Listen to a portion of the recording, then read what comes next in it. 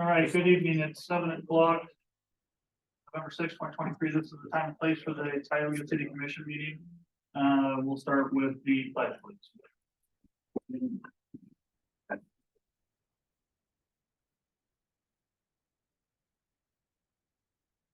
I pledge allegiance to the flag of the United States of America, to the republic for which it stands, one nation, under God, indivisible, with liberty and justice for all.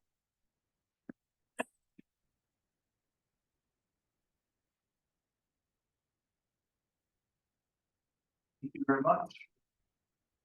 All right. So we'll start with the commission minutes from October 12th, 2023, the special commission meeting, and October 16th, 2023 commission meeting minutes. Fair motion. I'll move. I'll second. All right, with the motion, the second to approve, no questions, comments, concerns on the board, we'll move the vote. We have one correction. Okay. I did vote no.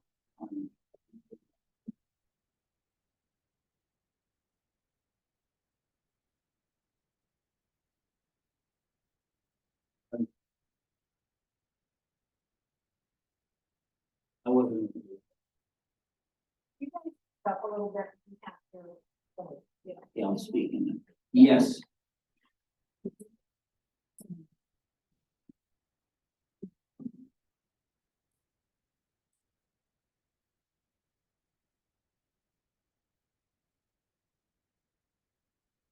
All right, so with that correction. Yeah. You're good. All right. You vote yes. Yes. Yeah. All right, so. All right, commissioner reports, please. Tim. Not too much to report. You know, our team is. We got a water increase coming, but we're not sure what it is yet, so. We absorbed the last one. This next one. We'll probably not be able to do it. Other than that, I have really nothing to report. I have a few things, but they're on the agenda, so we'll go over them at that time. I have nothing at this time. All right, thank you. Modifications or and or the approval of the agenda. So. Do what? Right. So first off, I see an email here. It looks like Mr. Harms attempted to put in a request. It wasn't successful, but we were able to get it. So we're going to modify the agenda slightly and put him under number 13. I'm assuming that Mr. Harms. Does it have to do with the community center? It does. Okay, so you good if I put you under number 13 with Mr. Anderson as well? Wherever you'd like, Mr. Mayor. Works for me. Okay, so how about 13.5?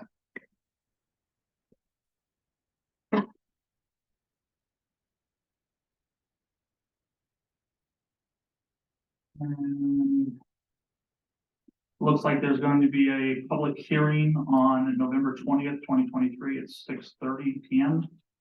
here in this meeting room regarding the property assessment. And employee evaluations are due 12/15 of 23. So please make sure that each of your departments are aware and you get those submitted. Any other changes or modifications from my commission? I'll make a move to approve the agenda with the modifications. I'll second. They're both eager tonight. All right, so with one motion and one motion in 2 seconds. No questions, comments, concerns from the board over the vote? Yes. Yes. Yes. All right, so moved. Okay, let's start with old business, Liz. Okay, I'm speaking through the phone here and I'm doing my best to create feedback, so I'll first check to make sure, can everybody hear me?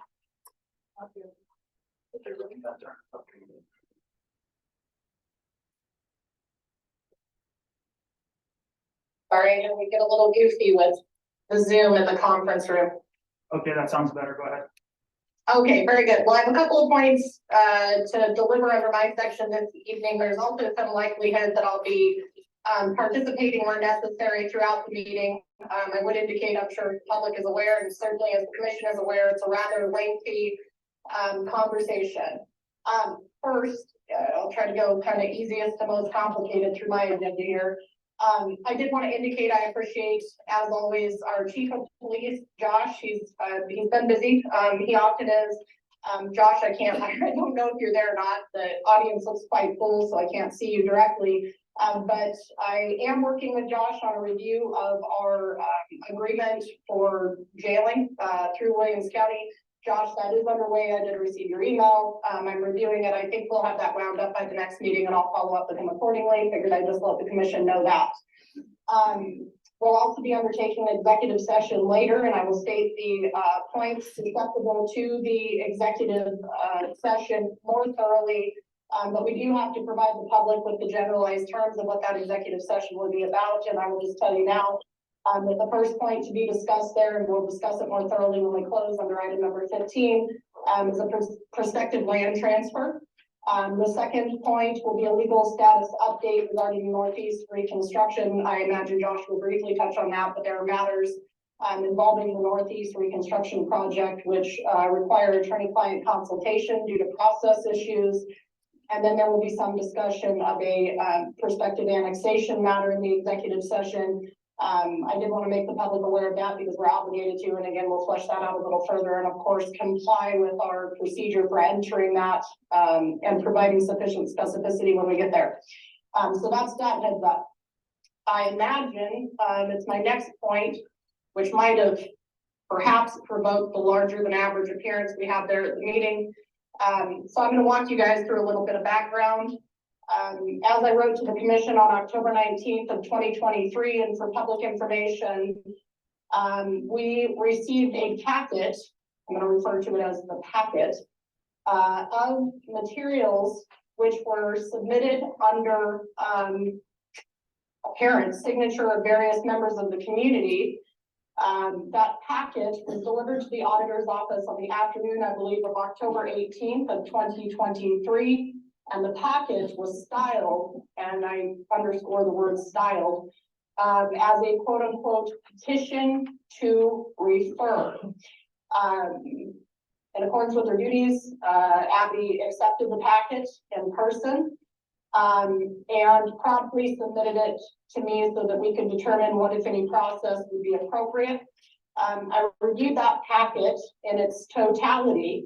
And after review, I indicated to Abby a series of conclusions that are legal in nature. First of all, the document, whatever it wishes to be, it fails to recite any legal authority upon which any action could arise. And I'm not meaning to be impolite in saying that. It really is fair to say that the document was completely devoid of any legal authority that would have permitted me to make greater assessment of what action or inaction may have been sought in relation to that packet of material.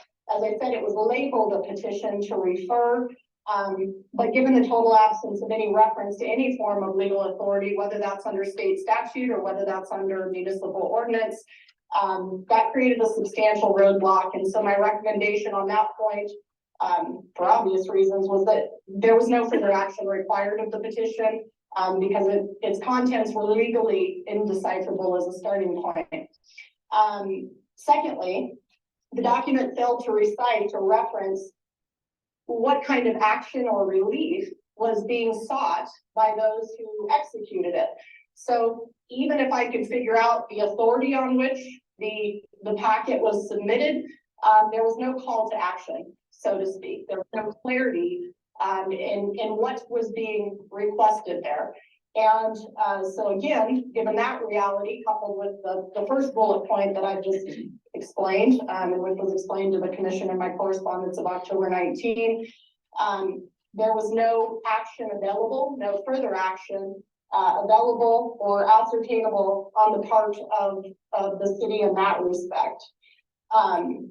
based on those gross failures, i.e. an absence of legal authority and a total lack of a call to action or some expression of what was being sought by the signers, I determined that the file should merely be stored in a manner consistent with our open records laws in North Dakota. That's Title 4404. On that, because it was filed as a petition to refer, while completely insufficient in substance, I indicated to Abby that it would be appropriate for her to reach out to the individuals who name themselves as committee members, in quotes, to indicate to them the nature of those deficiencies, because that's what you do. You communicate with the public when the public makes a request, even if you can't ascertain what that request is. Abby did so promptly. She's delivered a letter to the individuals named as quote unquote committee members. Those individuals, as evidenced by her letter dated October 19th of 2023, which enclosed my letter of the same date, for their information, went to Mr. Scarpel, Mr. Hovey, and Ms. Davidson at the addresses provided for in the packet. And Abby directed them to our ordinances. Now, as I said earlier, the document was styled or titled as a petition to refer for public information, and this is probably important for the public to know, under our home rule charter, which appears at, let me scroll back here, Article 1, subsection, get there, I believe it's 18, yep, 180105. There's some discussion of referendum and initiative. And there are a host of subpoints that describe how the public might undertake to engage in an initiative or referendum process. It was, part of the gross failure. Number one was a failure to recite that. And number two, there was a failure to correct the total deficiencies under subpart 4 of that statute. Essentially says that whoever is moving for the referendum or initiative, as the case may be, it wouldn't matter, it could be either one, has to provide a complete copy of what that amounts to. And that was nowhere in the packet we received. So I kindly told them of that. Because it's not really a legal instrument, there's no authority and there's no specific call to action, and there are huge components missing that don't allow us to ascertain what is being requested. If anything, Abby did immediately write them a letter indicating as much, and that we couldn't do anything further with it on my legal advice. And I am told, and I appreciate the update, that a generalized response was returned to Abby, but that no substantive corrections or improvements were made. There was an email which came not 7, but it looks like about 12 days later, dated October 31 of 2023, which was sent to various members of government. It indicated that the signers, and the email was penned by Mr. Scarpel, Mr. Hovey, and Ms. Davidson, or at least that's what the signatures subscribed, that they believed that their quote petition to refer resolution of September 18, 2023 from the city of Tioga was in proper form and format. They believed that I was obviously of the opinion, and they mean opinion, and I'm quoting, that what the voters desire is irrelevant, and they believe me to be wrong. So they indicated that they had attorneys that they had consulted with who stated that my analysis was incorrect. Certainly people are entitled to their opinions, and they asserted that the home rule charter provisions were very clear, and a proper sequence of actions had been taken for the referral petition, quote unquote. There were some objections, apparently generalized objections to my legal view of the situation. And the commission was told that they have the authority to ignore their counsel, and that my opinion does not dictate their decisions. Okay, so I just want to clear up a couple of things here, and I think there'll be some greater clarity through other parts of the meeting. Certainly I would tell the public that it's America and people are absolutely entitled to disagree or agree or form opinions somewhere in the middle on any topic that amounts to public business. And that's very true. And I promise I've made a career of having people disagree with me, and I'm never offended for that. What I do want to be clear, though, is that this is not and was not my personal opinion that led to the determinations regarding the packet that the city received. I have no personal opinion, largely because I'm not exactly sure what the packet was asking, but secondarily, because I'm an officer of the city and it's my job to engage in legal analysis, not offer my personal opinions about public business. Those things are separate and apart, and I try to be pretty mindful of that.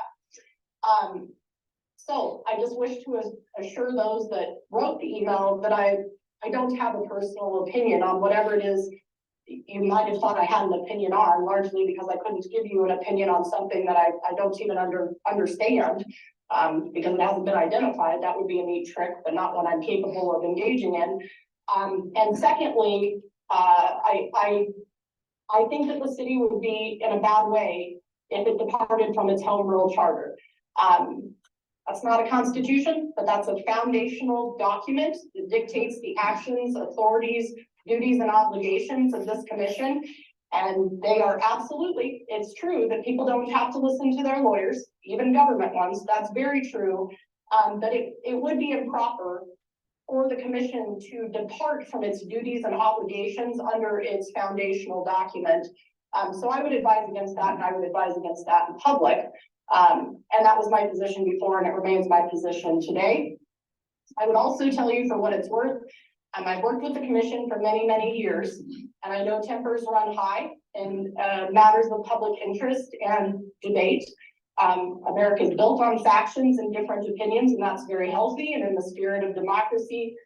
But simply because there is a disagreement between some faction of the community and certain factions or individuals on the commission, it's not fair in this instance, I don't think, to suggest that those issues of disagreement or debate, for that matter, amount to an ignorance of any member of this commission's constituency. I'll tell you all that in my work with the commission, I've known them to be diligent and highly aware of public sentiment, and I've known them always to try to vote their conscience and act in the interest of the public. So I think that's worth saying and worth reminding, especially when I think there may be some contention on agenda items tonight. Debate is healthy, but debasing fellow citizens and your leaders unnecessarily, I don't know that I agree that that's healthy, but you know, you're within your rights to speak your piece. I wanted to walk through that petition because I don't want the wrong individuals taking arrows. Don't shoot the messenger, as I've said before, for my legal, not personal opinion about what the packet didn't amount to.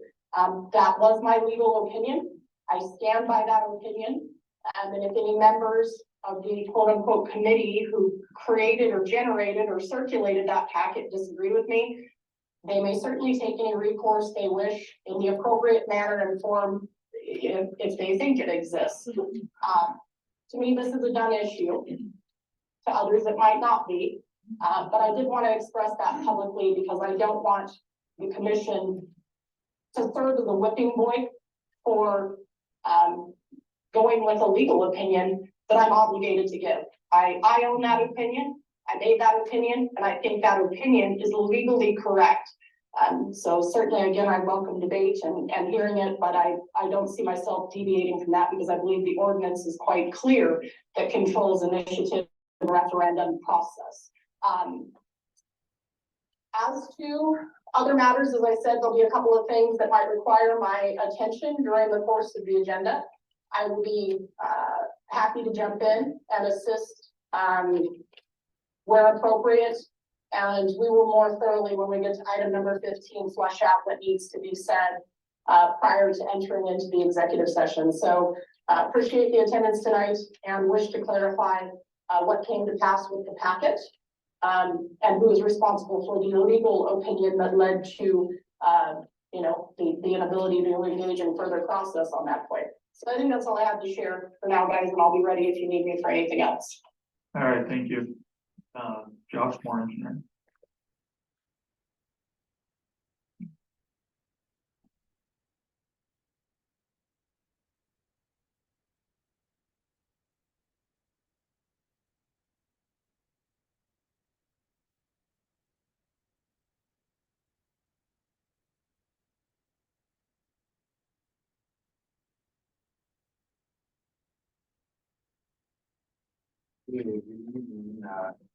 Few items to run through tonight, with you. First, have the Salt Main Street reconstruction project. We've had some, conversations, with the, contractor and, Liz and Abby and myself. No significant updates for this evening. Northeast Tioga reconstruction phase 2. Excuse me, construction update, there is a updated schedule, included in your packet, summary of work progress, I don't recall if that last meeting, the paving had been completed, but their, paving is completed on the project and they're, continuing with, finishing up, the remaining concrete work, and some of the topsoil and, restoration, surface work, so, getting close to an end on that one. Contractor's application for payment number 9, that is attached to in your packets there this evening. Value of that is $1,265,449.31. There is also included in your packet related to that, the letter from the contractor with regards to liquidated damages on that project. Essentially what they are offering is 2% or suggesting instead of liquidated damages is a 2% contract discount, which that's gonna roughly end up somewhere between $75,000 and $80,000 approximately. I guess that's kind of the gist of where things are with that. I guess with the application for payment, the commission would need to decide on the liquidated damages. Kind of status of that is as of the date of the application for payment of October 30th. The project is 356 days beyond the contracted substantial completion date, and still taking with outstanding work items. I guess a couple dates that have been talked about in the past of potentially going off of our May 1st, 2023, which would put them at 183 days, or June 1st, 2023, which would be 152 days of liquidated damages, which is $1,600 per day on the contract. So I'll leave it at that, and if there's any questions, I'm here. I don't, I wasn't too thrilled about their offering at 2%. We're pretty clear about these liquidated damages. I got 152 days, but even if we go with your 152, I'd like to deduct that off. Pay out tonight. Okay. And I think that is, you know, they mentioned they don't want it to be punitive. I agree. I don't want it to be punitive. We were actually thinking about charging from May 1st, but they didn't get here until June 1st. That's on them.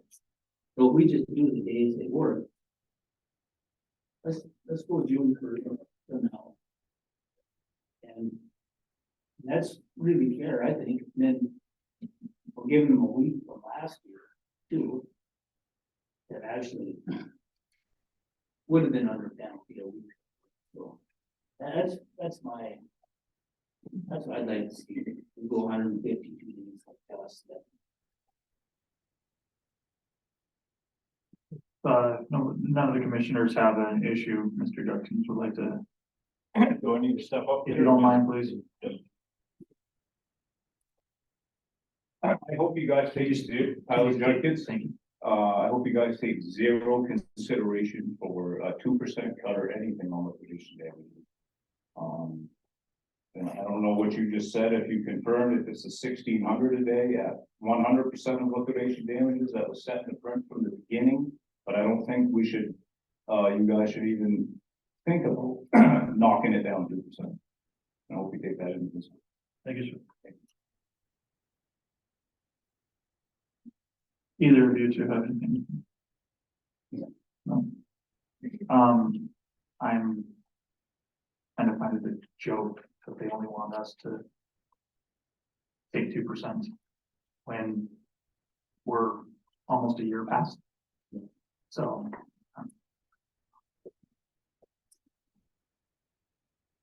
So you said, So I guess I'd move we approve this payout like for $1,022,249.31. On that, right? Checks all the time. can you give me that? I'll give you that date. $1,022,249.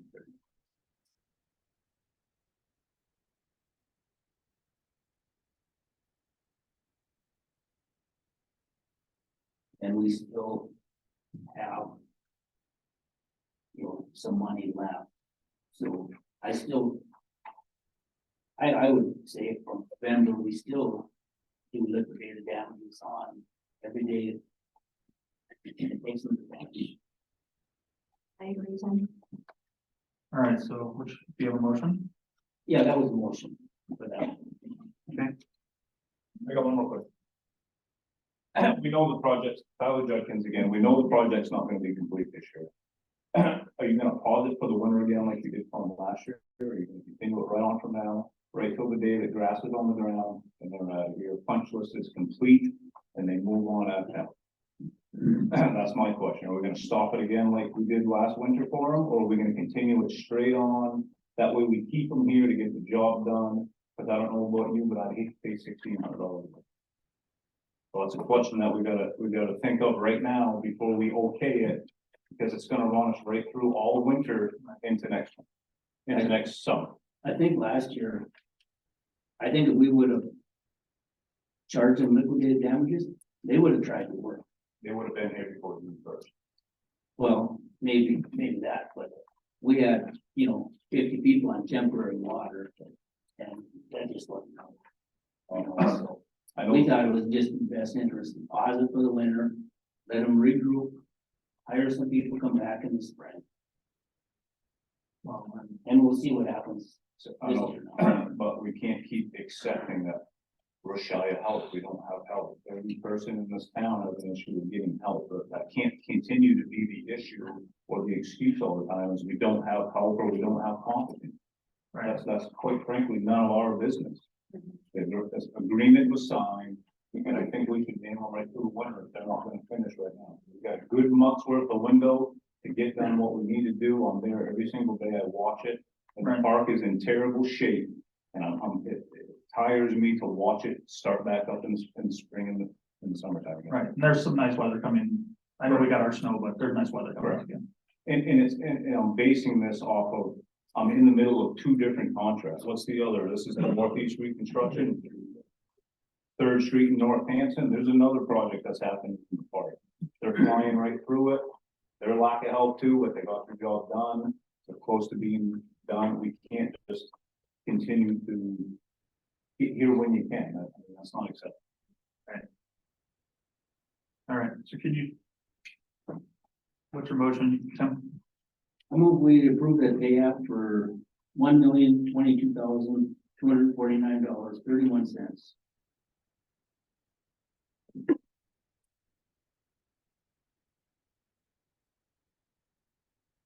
Can I ask him, what was the total on the payout, Josh? I'm sorry, I'm just trying to keep track of numbers here. The total requested is $1,265,449.31.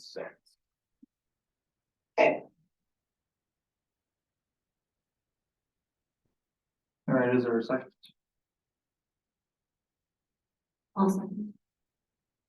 All right, with a motion and a second, no questions, comments, or concerns from the board, we'll move the vote. Yes. Yes. No.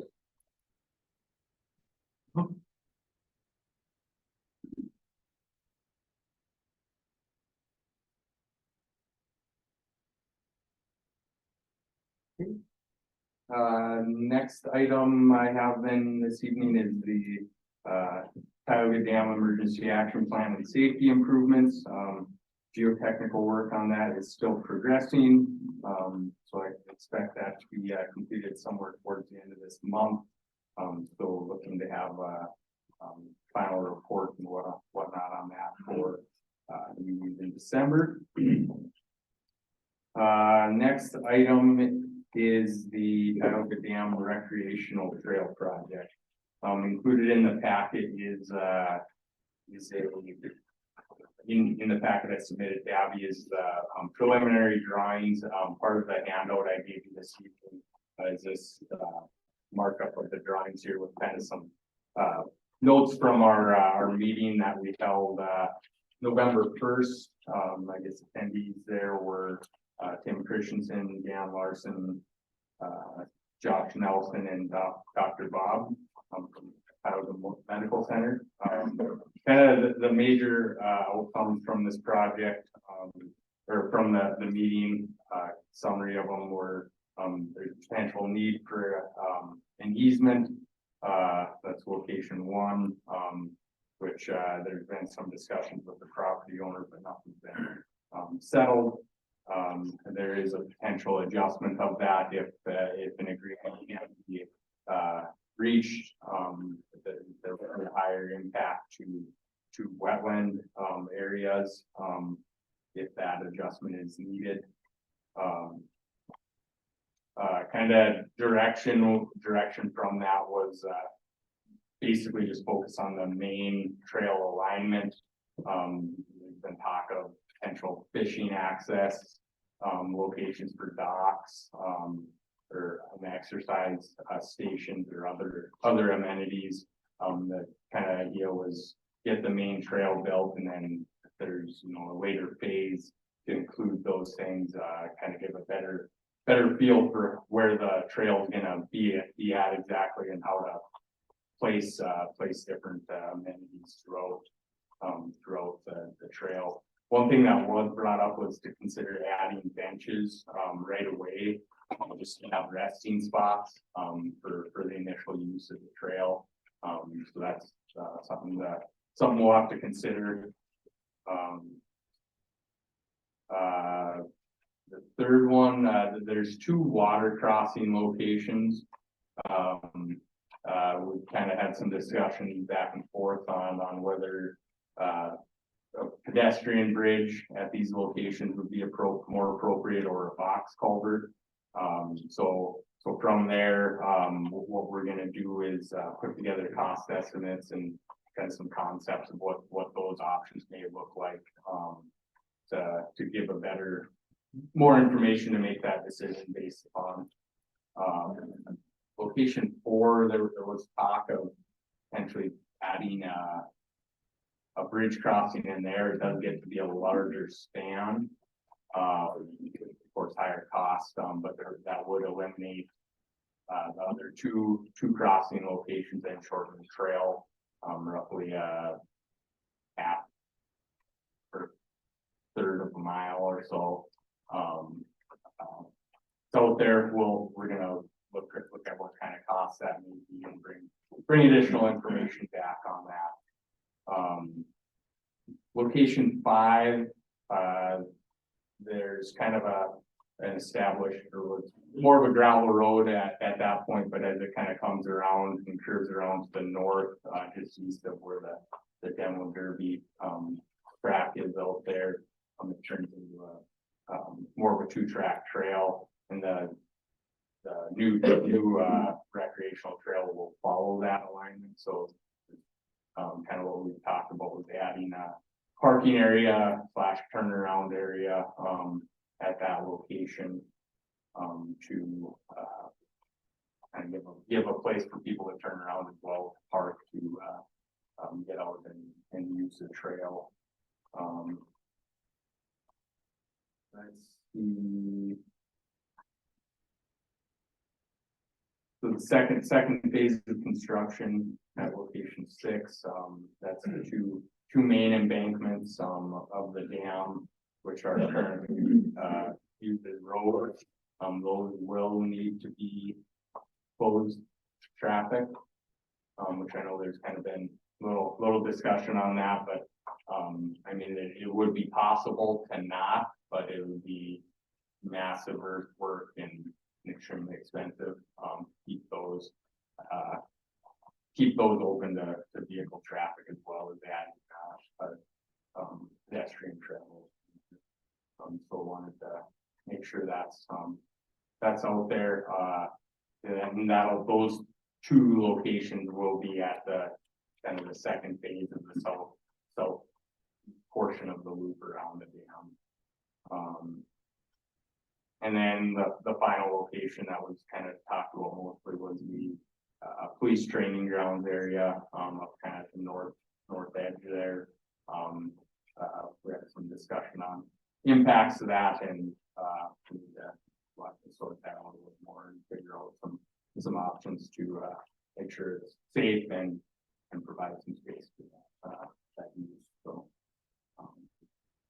any questions related to that project?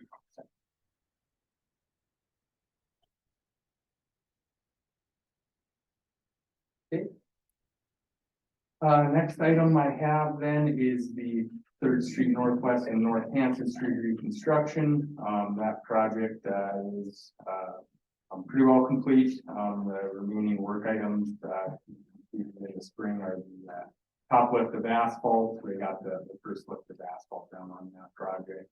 The sidewalk through the park area, as well as that one could potentially get occur this year, depending on how weather goes.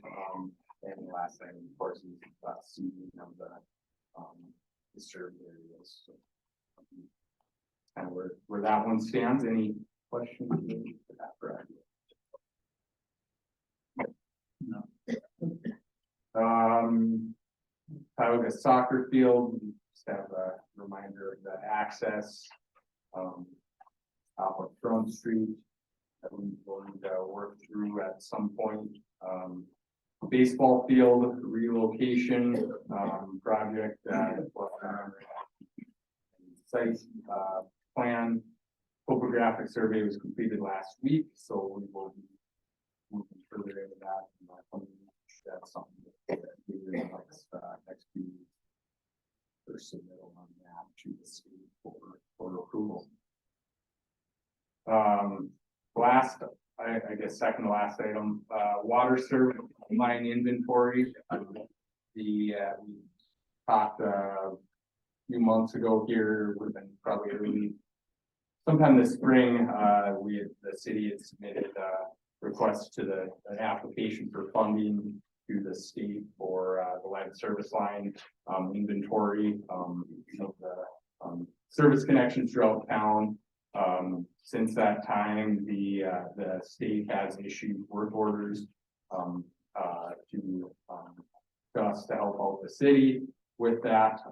I did attach the engagement letter and a request for records, and Abby and I have had a conversation. We're going to get a meeting set up to go through that and keep that moving for the completion of late October of 24. So getting that data put together and submitted to the state. So the last item then I have this evening is the second part of what I handed out. We did for the 2024 project that we discussed at the last meeting, which is essentially North Main Street, a couple other blocks, in the area. We did get a proposal from Material Testing Services for providing geotechnical, evaluation on the site.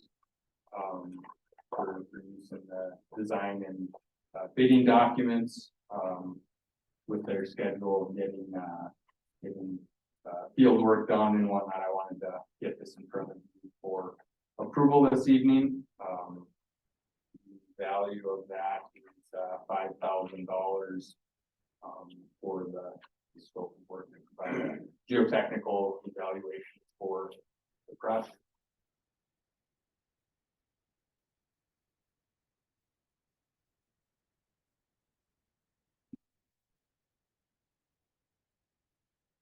All right, is there a motion on the floor? I'll make a motion to approve. I'll second. All right, with a motion and a second to approve, no questions, comments, concerns from the board, we'll move the vote. Yeah. Yes. Yes. And that is all I have this evening, unless there's further questions for me. No, thank you. Thank you.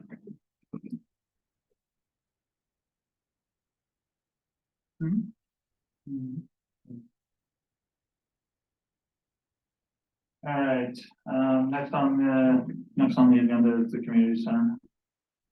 Committee update. Haley Felber. I don't have too much for you guys tonight. I would just like to start with saying that we've had 4 meetings so far. Each one has proven to be a little bit more productive than the last.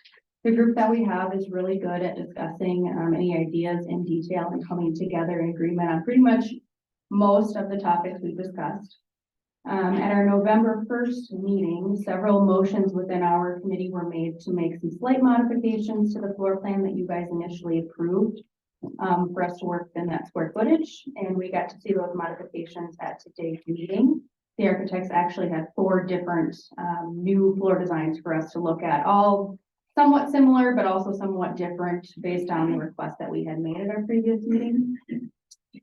We were able to narrow it down to 2 of our favorite options out of the 4, and based on what we discussed today, they will have some more modifications at our next meeting, which is this coming Wednesday at 5 p.m. at the community center. The only other thing that I have, Shelby Davis, one of our members, contacted me yesterday to put in her resignation. She's just got a very busy schedule, so she couldn't make herself available for this committee at all times. I also received a handwritten letter of resignation from Wayne Knudsen, as he's missed the first, all meetings, so all 4 meetings, so he decided to resign himself.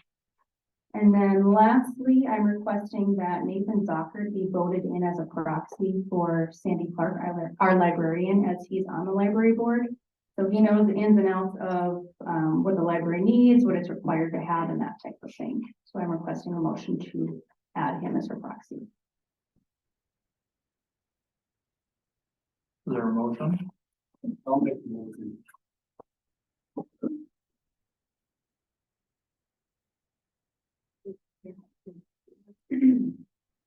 This is something that you're willing to do this happen?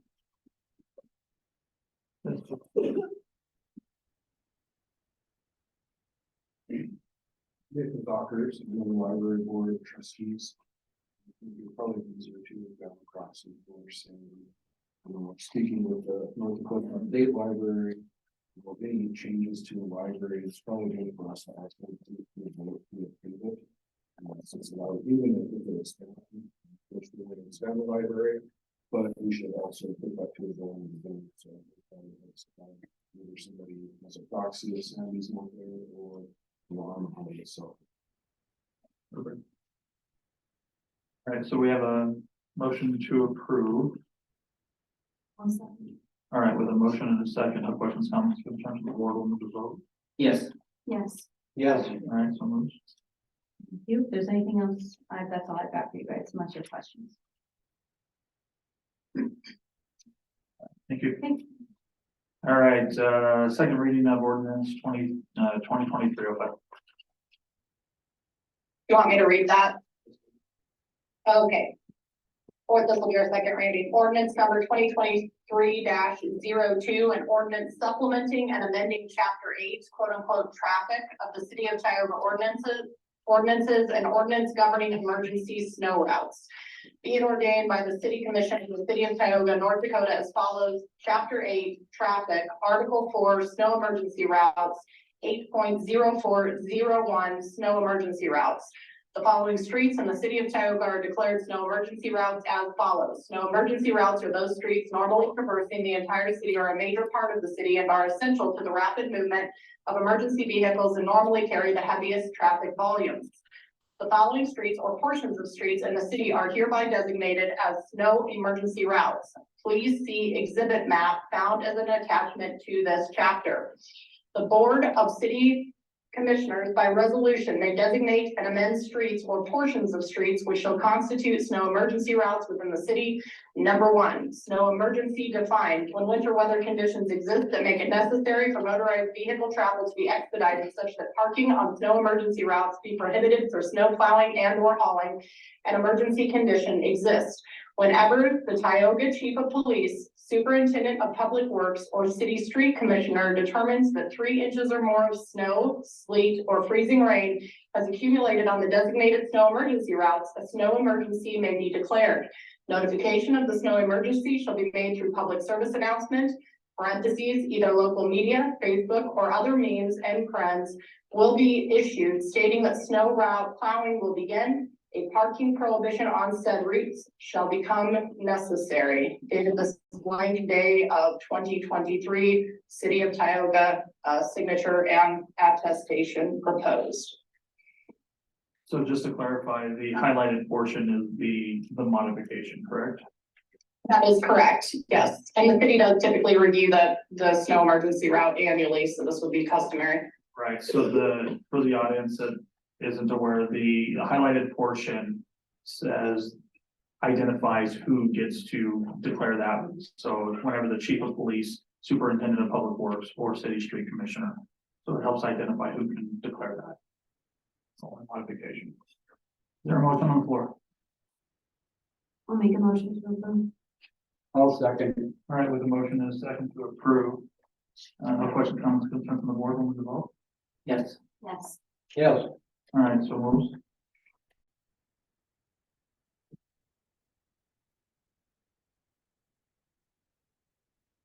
All right, let's move into new business. We'll start with number 5. So traffic signal replacement on Highway 40 at County Road 10, which is Signal Road. Good evening, I'm Joel Wilt with the North Dakota Department of Transportation, the district engineer in Williston. Brought with me, Chad Brandleader, one of our lead designers, and construction coordinator, Bill Gaspard. In 2011, the interim traffic signal was constructed at North Dakota 40 and Signal Road. And interim traffic signals are on span wires, they're not meant to stay there forever.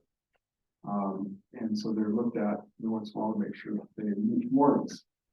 This traffic light does not meet any of the warrants to be a traffic signal anymore. Back in, last year in 2022, our traffic operations section took a look at intersections all around the state of North Dakota, and they looked for signals that could be changed to roundabouts or something like that. This intersection was number 1 on the list of all the intersections. So this is the beginning of the project. What we're doing is it will be a full project. We're going through a project development stage where we will have public input meetings and we'll have a lot of discussion on what we're going to fix for this intersection. Since it doesn't meet warrants, the light will be taken down regardless. So we've got to pick something else because it doesn't meet the warrants. What warrants are not met? It's not, I think there's only one warrant meant for like a 2-hour period. Chad probably has that information. Yeah, Chad's pricing on with the DOT. And basically there's 9 warrants. 2 are dealing with traffic volume. 1 is dealing with pedestrian movements, which apply to the 5. 1 is railroad proximity. But basically the 2 warrants that would apply are traffic volume. In 2011, this project did not meet the traffic volume warrants, but there was an expected growth plan that the city of Tioga provided to DOT. And with that growth plan and all the different parcels and the expected businesses and residents and whatnot, it did construct the interim signal, even though the warrants weren't met. When I visited with our traffic section today, out of the 8-hour warrants, there was only 1 hour that met on the major road and 1 hour on the minor. So we weren't even close. On the 4-hour warrant, that's the second warrant, we met 1 out of 4. That answers your Yeah, question. when was that looked into? I'm sorry. When did you guys do that survey? We did the traffic counts in 2020. It was after COVID. Due to the fact that it was after COVID and there was probably still a lot of people working from home remotely, they took it kind of a multiplication factor of 1.3, so they added another 30% to the traffic. But it just wasn't enough. The traffic volumes needed for a signal. And you don't think there's an issue with crosswalks over there? I'm not from Tioga. I don't know if is there a pedestrian Yes. facility on both sides of the highway? We're gonna, we have a community center over there that Correct. concerns me very, very much with the children that walk that area of the parks over there. You have to have a certain pedestrian volume warrant, though. Like, I don't know if we would need. We didn't conduct pedestrian counts, to be honest with you. I guess when you look at it, you have to look at both sides of the road, where the pedestrians are living and whatnot, to walk to the community center. Everything seems to be on the west side of the road. It doesn't seem to be crossing the main highway. However, one of the things, and I know you don't have any sidewalks that actually go all the way to the intersection. You have some sidewalk there on the north side, but you need a sidewalk network to connect to. So once you have that, then you can build a crosswalk. One of the things the roundabout does offer is that they have a median, so you only cross 1 lane at a time. There are crosswalks on roundabouts. Williston has 7 of these roundabouts in their town with crosswalks. Right, and most of them get driven over because people don't realize that they're there. Yeah. I've never seen anybody drive over one, but I can tell you I haven't been on scene when it happens, so, okay. I have had to put up delineators through the median. People can drive through. So it doesn't sound like there's anything any member of our community is gonna be able to do to prevent a roundabout. I wouldn't say that. Okay. Like I said, we're at the beginning. What's happened here is we don't have enough staff to do the entire project for ourselves. So we put it out to find a consultant to work on this project from the beginning to end. And I think one of those may have contacted you and got things excited a little bit. But we're at the beginning, so we're going to look at the alternatives. And there isn't a lot of alternatives. There's the roundabout, there's stop signs, and we're taking down the signal When are you guys doing that? with this project when we carry it through. I could add a little bit to that. So next week, we interview consultants. We will select a consultant this winter. First thing is a field review. The city will typically provide their city engineer or public works director or road maintenance person that would attend the field review. After that, we would email everyone a solicitation of views letter. It kind of describes the project. It gives a point of contact. Asks if there's questions or concerns. You don't have to respond, but that's sent out to all city officials, emergency services, school, utilities, similar to that. we'll do a preliminary plans sometime this spring. We'll develop some alternatives for a public input meeting. The public input meeting I'm anticipating would be June. We would ask for all the public to provide comments, the city staff, businesses, everyone to provide comments. With those public comments or with the city's concerns, that's encapsulated in the environmental document. An environmental document that will also be distributed to you for your comments. There will be a lot of opportunity to provide comments and direction on this project. I guess we were just here to inform you today that That's happening. we have an RFP. You'll see a number of consulting firms right at the intersection, taking pictures. We're going to interview them next week. So we're just kind of here to provide a heads up that this is something that we are studying. With the comments that we will receive, I'm sure our management will take that in consideration on whatever alternative chosen. So, one thing we asked about, I don't know, a few years ago, several years ago actually, is to slow the traffic coming from the north. With the roundabout, I think we might have to have that 45-mile-an-hour sign further back. Like we asked it to be put up back on the hill. There's a lot of traffic going into that mess, and there's another turnoff there up by the water tower. Where you see now, trucks, and you guys can see that there's skid marks out there, and that light changes pretty quick. And all of a sudden, there comes a truck, and we're doing the speed limit, even then he's got to stop. So. He's gonna go a little slow to get around that roundabout. Yeah, and there's a speed for roundabouts. And the size of the roundabout, it's about 20 miles. We'll see it have the benefit of they southbound truck traffic or traffic in general that just have a speed reduction sign of 45. But oftentimes maybe you see that green light, maybe they don't slow down to that 45. This roundabout will force those drivers to slow down to a 25-mile-an-hour zone. It'll probably help a little bit for those intersections south of here. That there's probably an easier gap to judge a gap if you're going to make a left turn out of a city street onto the highway.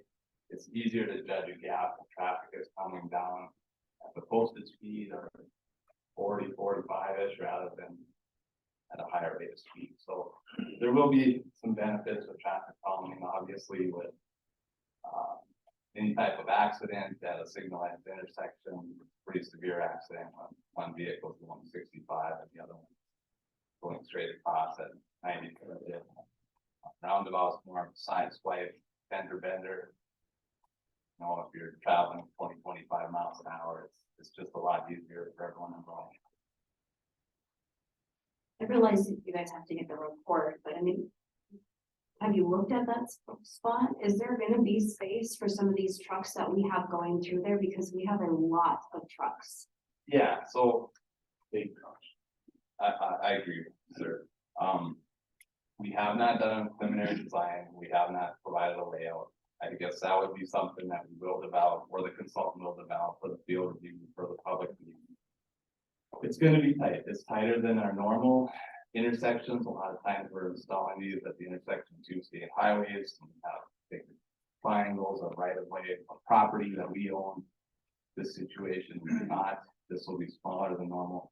As far as the trucks go, in the center, there is a truck apron, and that's typically just a paved apron. The truck trailers, the tires can drive around it. We have constructed one in Beulah recently, just north of town. They deliver a lot of large super loads to mining and mining equipment, and we paved the median flush. The only thing that's in the median or the center is one sign. So if there is some kind of a super load, all they gotta do is travel at a low rate of speed over the multiple curb. It's paved all the way across, they can go straight through if they want. If I can do that at a high rate of speed, it would be an uncomfortable line, of course, but there's a number of multiple curves, and I think that's something that we will consider here is You know, I'm sure that there's wind towers north of here, the Hess gas plant, I'm sure there's a lot of maintenance and equipment, big deliveries. I think there's not. It's, well, to be, it's been very much. They would need to go. I have one more question, sorry. Who would be responsible to maintain that area during winter? So if there's a snowstorm, are we expecting the DOT to come out and clean that roundabout? We plow the roundabouts. It's on the state highway, so we'll plow it. Today, we're just in a very preliminary stage. We just wanted to introduce you to the project, and I'm sure there'll be a number of questions. There'll be a lot of opportunity for the city and others.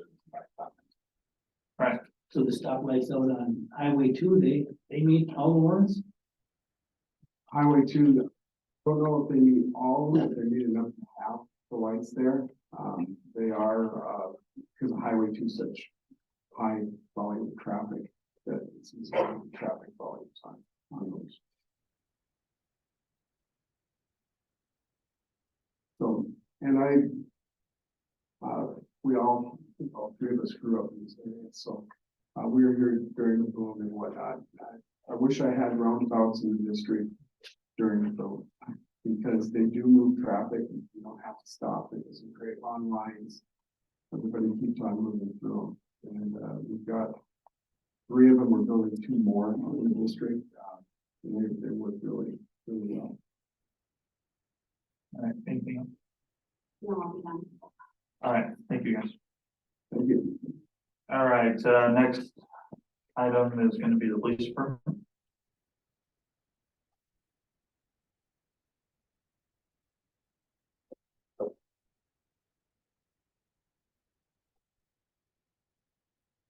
Good evening, Chief Nelson, Tioga Police Department. Reason I'm addressing you guys today is we had hired 2 officers recently within the last few months that put our department full staff. Unfortunately, within the last couple of weeks, we've lost one of those officers. So I'm looking for the commission to approve advertising and hiring to replace that one officer that we lost. Fair motion. I'll make a motion to approve. I'll second. All right, with a motion and a second to approve, no questions, comments, concerns from the board, when we vote. Yes. Yes. Yes. Thank you. Number 7, CD accounts. I'm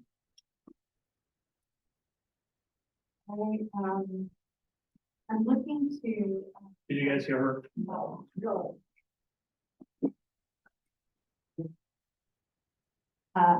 I am seeking permission from the commission to seek out CD accounts.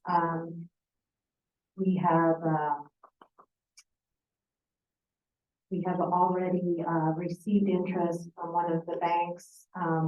However, we're just in the preliminary stages, so that we can use that money and apply it to other projects. And receive a preliminary quote for anywhere from 3 to 5 million at a high interest rate. For a CD account, it would be a 6-month, just in time to have that interest return, that money and the interest return for the new construction season. So I'd like to request permission to seek a high interest during the season.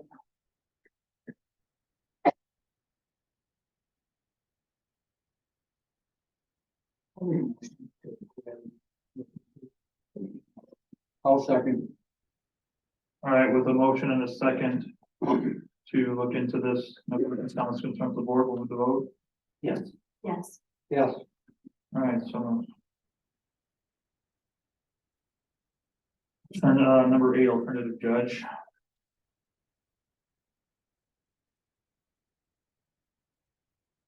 We currently don't have an alternate judge, but it is required in case our current judge is scheduled for vacation or sickness.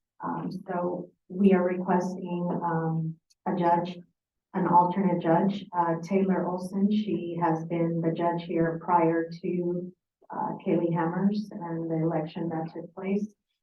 So we would like to request her as an alternate judge on the times that our current judge is not available. For a motion. I'll move. Second. All right, with a motion and a second to approve. No questions, comments, concerns of the board, we'll move to vote. Yes. Yes. Yes. All right, so moves, number 9, change in interview questions. I am seeking permission to just change a few of the questions. We do have a position that is part-time office assistant and part-time economic development director. So we combined those questions. There wasn't a lot of changes in the questions per se, it was just combining those two into one. So I'm seeking permission out of the. Second. All right, with a motion and a second to approve, no questions, comments, concerns of the board, we'll move to vote. Who's going to work for the FBI? Yes. Yes. Sorry, you just lost me. What? And it's close to like going to work for Oh. the FBI. All right, number 10, is this another PD thing or is this? Yeah, I think it's pretty Josh out. Pretty good.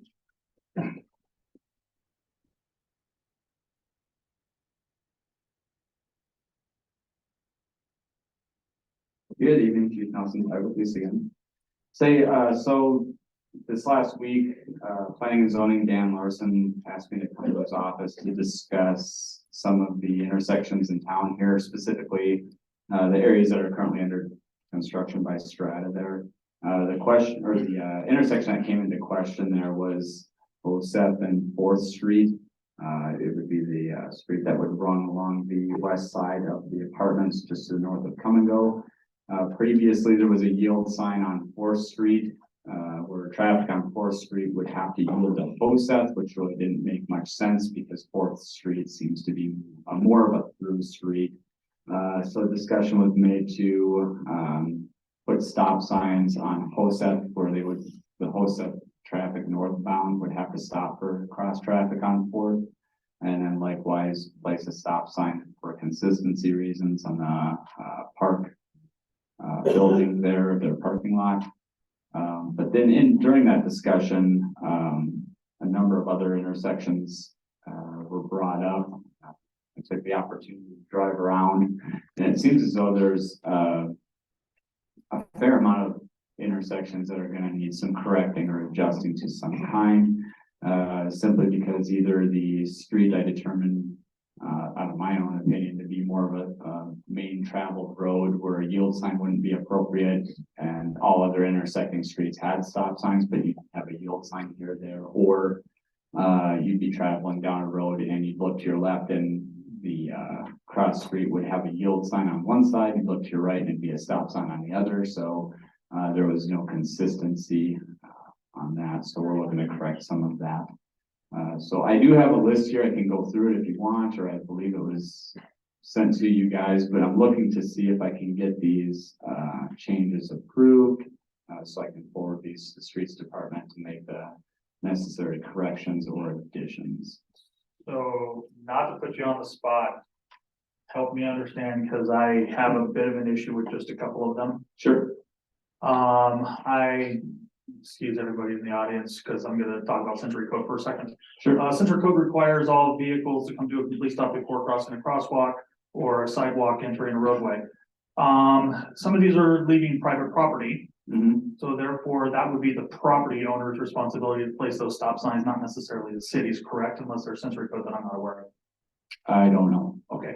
I'm not versed into the placing of stop No, signs. that's fine. So, I am totally good with the roads, as far as the leaving private property, those specific businesses. We need to reach out to them. They need to, place up those signs.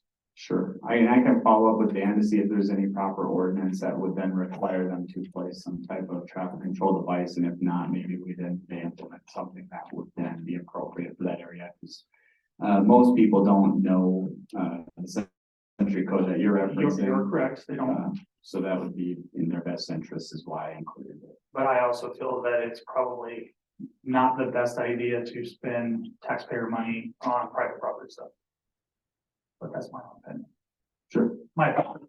But what about the bank though? Like Bank of Tioga when they're coming out? I mean. City put it into a one way, is it the bank's job to have that sign there that would say. It's on their, public traffic? it's already on that property. Right? Sorry. It all seems good. I agree with what you're saying, I guess.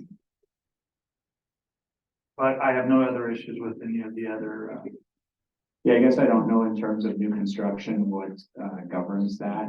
However, it's definitely something that needs to be looked into because it's becoming inconsistent. And in fact, I actually think, like a year ago, the commission made a motion to put a sign at the Bank of Tioga that would state it was a one-way. I mean, it never got done. Oh, on the west side of Main Street there. Yeah. That's also on that one. all right, so is there a motion on the floor for this? I'll make a motion to. Second. All right, with the motion and second, no questions, comments, or concerns from the board, we'll move the vote. I'm not so sure on some of these, there's 25, so I'll be honest, I didn't get a chance to look at all these yet. I'm gonna say. Because of the consistency, because I spoke with Josh about a lot of these areas, where they don't make sense, or because of safety reasons, I'm going to vote yes. Yeah. All right, so moves. All right, number 11, estimate for planning and zoning program.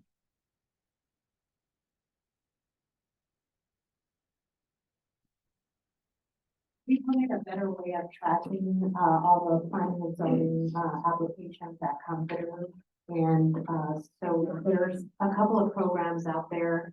One is from iWorks and the other one, is from MyGov. They keep track of all the changes, all the planning and zoning ordinances, and everything that, the planning and zoning board is approved by commission.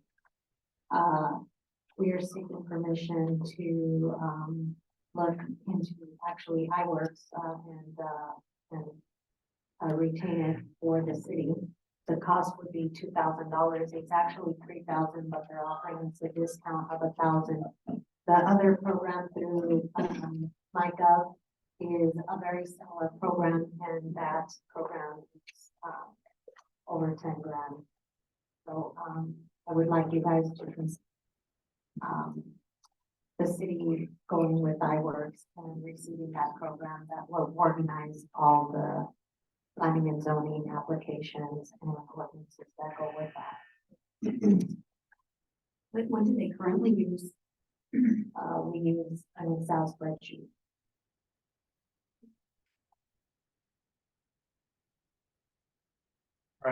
Motion, I'll make a motion to approve it. I like the idea of this.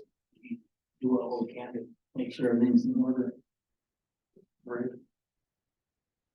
All right, is there a second? Second. All right, with the motion and second to approve, no questions, comments, or concerns from the board, we'll vote. Yes. Yes. Yes. All right, so moves, landfill winter hours. Permission effective, this week to change the landfill hours now, winter is here. Back to our winter hours, which is, only Tuesdays and Thursdays from, 8 to 5.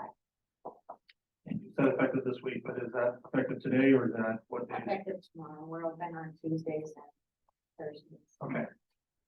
For motion? Second. All right, with motion and second, no questions, comments, or concerns from the board, we'll move the vote. Yes. Yes. Yes. All right, so moves. Number 13, Mr. Anderson.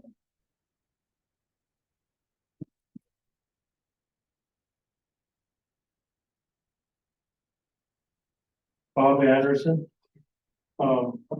I guess my first question is, be out to listen to this, or did you commissioners, are you in agreement with her where you don't have to listen to the petition that was asking for a vote from the people? I don't know why she didn't know what it was for. So are you in agreement with that then too, commissioners? I'm gonna restate my position just to be clear, because while I recognize that there's sometimes value in framing a question, I just want to be clear to the commission that it's my legal advice that you adhere to the provisions of the Home Rule Charter, and in particular, those that speak to initiative and referendum. But if you wish to depart from those provisions, we can have further discussion. But again, Mr. Anderson, my legal advice was not, nor does the commission make a habit of ignoring the citizenry, and that's all I'll add there. So again, to the commissioners, are you abiding by that petition that we signed in to ask for like a special election vote? To vote on this $10 million loan? So are you still in favor? Are you guys still inclined to do this?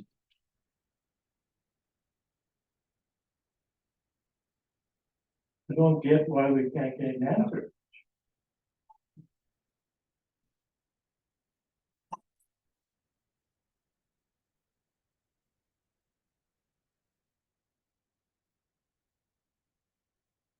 He's gonna go get the petition so I can read it real quick. Do you have any other questions you would like to ask them? Yeah, I do. I can't, yeah. So on October 11th of 2022 is when Kim made that motion to set aside $1 million in the escrow account and a plan to pay down the community center existing $2.9 million loan in September of 2023.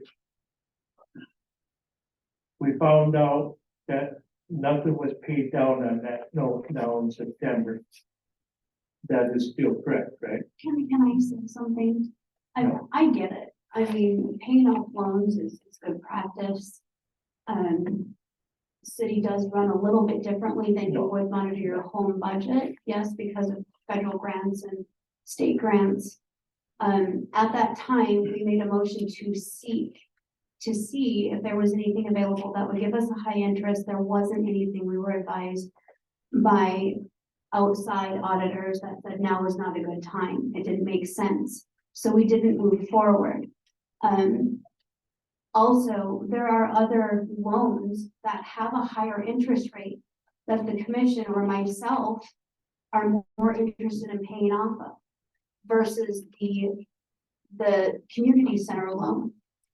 But what I'm saying to you, as a board, you guys voted on putting $1 million aside to pay down that existing loan. And that was in October of 22. And then, you answered my question. Did you set that $1 million aside? It sounds like you didn't even do that. We didn't. After you, but was that another vote then? So you voted on doing it. So not to do it, doesn't that take another vote? We actually voted to see if there was something to put the money into. So who seeked it? That would have been Abby along with the auditors. And then who of the commissioners knew about this and voted on it? That's what I'm trying to get at, because you guys are her boss. Correct, we are, and she does a very great job. Yep. Well, let me keep going with this. Okay, thank you.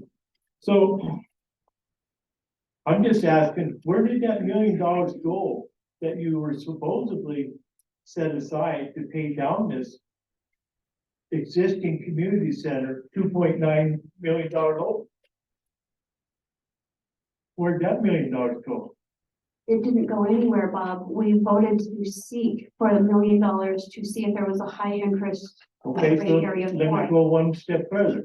Okay. So on January 11th, 2023, it was in the paper again about the city commissioning to pay down that loan on September 23.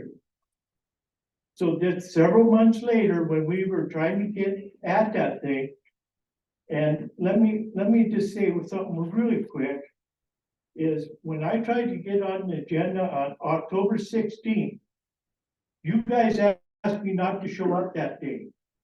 And you know, when I got to and they were trying to talk me into going to the September meeting instead of the 16th, and guess what? I would not do that, and I stayed on that 16th. And guess what? You were voting on October 16th.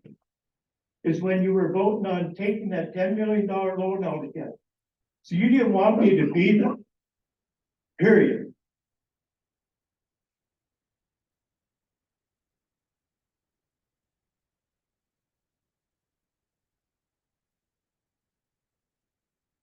I guess you answered a lot of these questions I had with the commissioner's dates and times and when you were gonna pay down that $1 million, what kind of interest you got on it.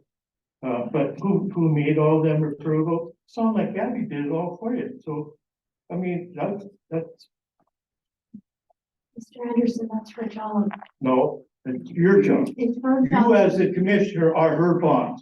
And I've been told to sit down before, but today I'm not. Because this is Okay, the last time, No, time out, Mr. Anderson. but let me tell. No, time out, Mr. Anderson. Okay, I'll listen to you. Just I a while. really do appreciate that, okay? So, according to the way our meetings work, we are allowed to give you up to 5 minutes. 15 that says on that meat deal. But, okay, go ahead. So, I'm not gonna sit here and let arguments occur because I have a meeting to run. If you wanna be respectful, I have no problem with that. We're not gonna sit here and have an argument. That's my concern. Okay, so, okay, Thank you. all right, fair enough. All right. So now on January 11th, when it was in the paper again, when you guys basically promised to pay that note down still in September 23rd. So I'm asking you as the commissioner, why did you deceive the citizens of Tioga by not paying down that $2.9 million loan? Mr. Anderson, we've never said that we were gonna pay it off. We have, I never said pay it off, pay it down. correct, but there's other loans out there that we are physically able to pay off that have a higher interest rate. Those are the ones that Instead of we have. 3.5% loan, There are. you're paying 3.5%. So last time I sat here and listened to you guys say it wasn't feasible. Well, if you'd have paid that $1 million off on that $3.5 million or $3 million loan, you know, $1 million down, that'd have been $35,000. That you would have saved the city of Tioga the first year, and every year after that would have took to take that off. Agreeable? 35,000.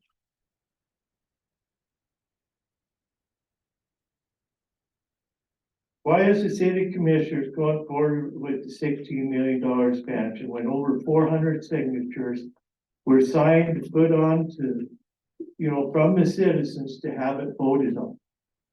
And then I was sat at a meeting here and you guys said, we don't need no more input from the city. That was on October 16th. And you guys said, we don't need any more input from the city. We can do this on our own. And you know what you did? You voted on it again. So you took that $10 million additional loan, plus you can't say 10 million because you own 2.9 million yet on the other one. And again, over 75%, you know, of the last election, 2020, the citizens of Tioga again voted on putting a special election vote up by the citizens. Why do you 5 members think you're representing the city of Tioga when you're not? Why are you so scared of the Tioga citizens vote? I'll tell you why.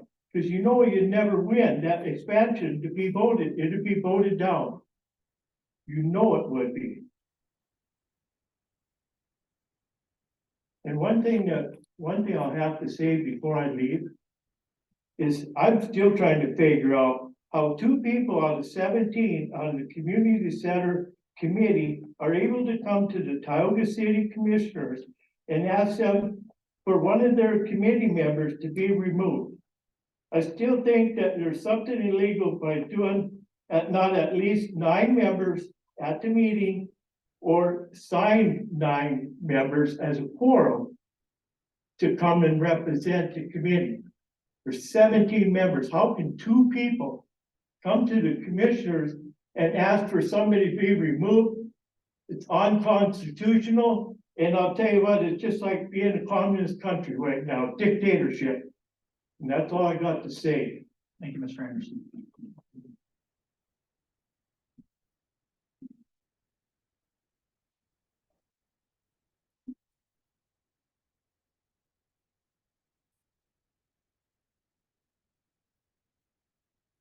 So I just want to ask a question, and Mr. Barnes, maybe you can answer this, or whoever would like to, between the 2 of you. Reading this petition, I don't see where it's asking for a special election of any sort.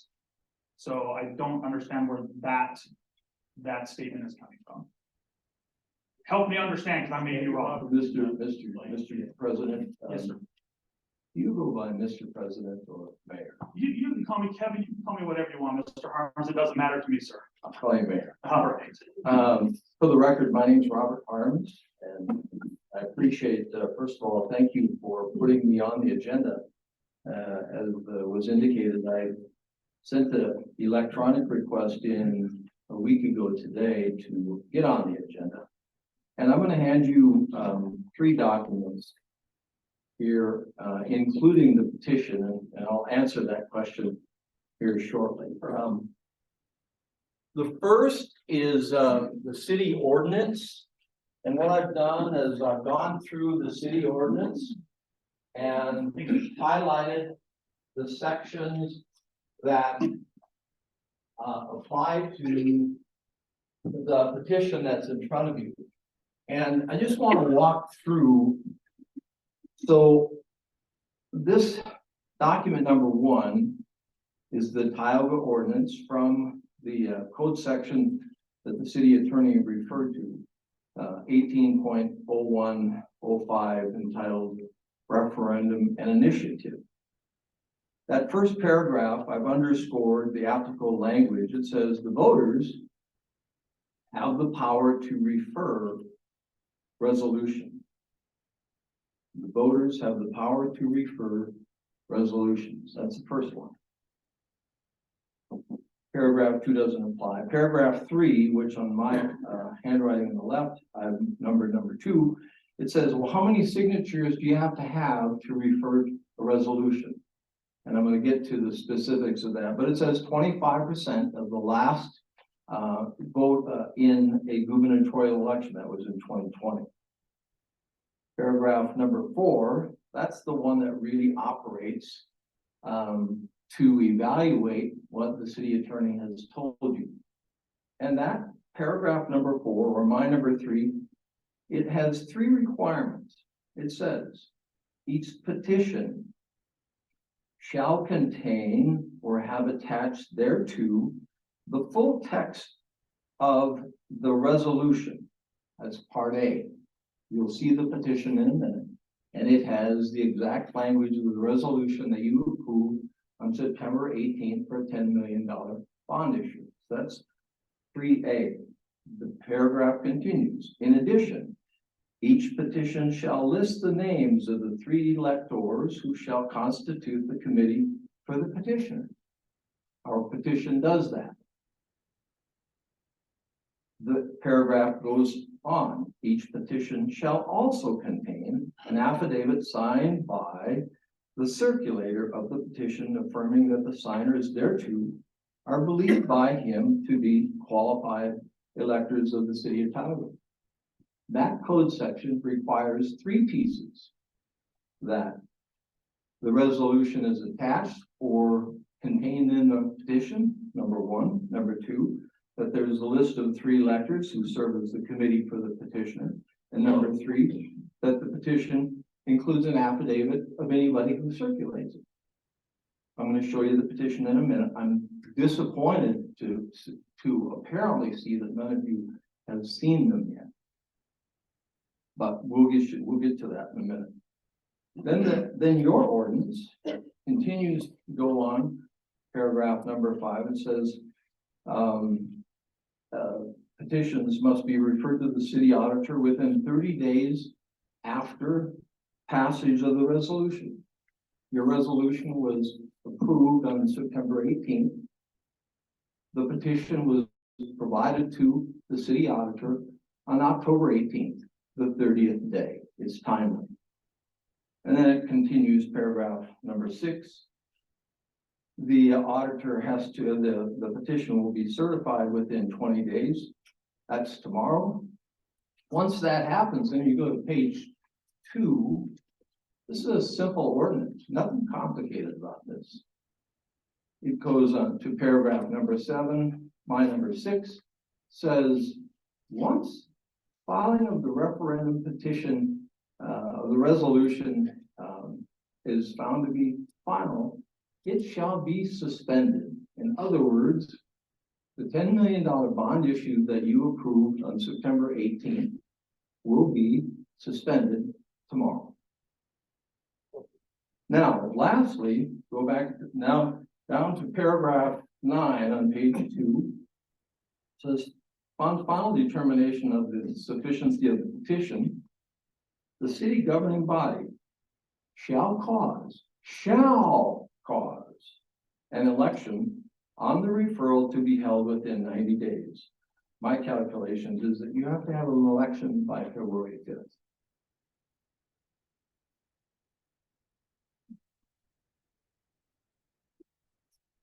That's the first document I want to give you. The second is, I've been talking to lawyers for the last several days. Well, to be honest, many years, right? Because you are an attorney or retired, I am an attorney, so many years. and I'm licensed in the state of North Dakota, have been for 43 years. The document I'm giving you, email from John Sanstead. He too is a lawyer. He's licensed, practices in Bismarck. And the short version is he went through the ordinance just like I did. And he says it has to be these 4 ingredients. And at the bottom, I've underscored that. He says the city must accept the petition and submit the referred resolution to a vote of the citizens of Tioga. For the record, the handwriting there is mine. I agree with this analysis and the conclusions that an election must be held. Signed, Robert Martins. I've also talked to a third attorney. 3 lawyers have looked at this. And the third lawyer says, Harms, you're absolutely right. And that lawyer is associated with the community and interested in Tioga's well-being as well. So 3 lawyers have all reached the conclusion there's a legitimate petition to refer in front of you.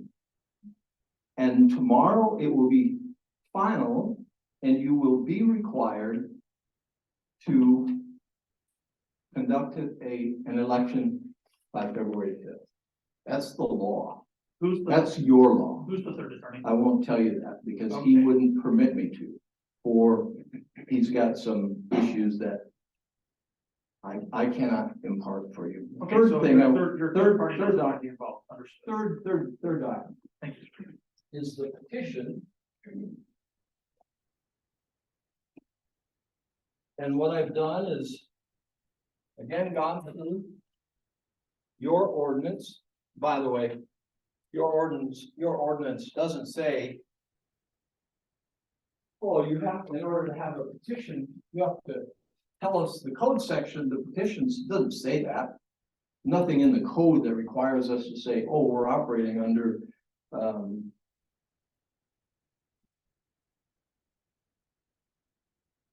section 18.0105. The document you have in front of you is called a petition to refer. A petition to refer, that's what it says. Number 1. And then it goes on, petition to refer the resolution of September 18th. Now I've said number 2, 25. I'm going to get to the attached here in a minute. In fact, we should just look at that right now. The attached is an email from the county auditor that tells us that in the last general election for governor in Tioga, 790 people voted here. So we had to have 25% of that number, or 198 people. The citizens of this community submitted over 260 signatures saying we would like to have this resolution referred. And if that petition is valid, you are obligated to conduct a special election. So let's look at the petition. It says petition to refer, and you are able to read the resolution and the petition just like anybody else. There's nothing magic about being a lawyer and understanding the English language. The ordinance is very straightforward. The petition is very straightforward. It says petition to refer. And if you refer something, that means there's a specific process that's set out in the ordinance that you have. It says refer the petition of September 18th, 2023.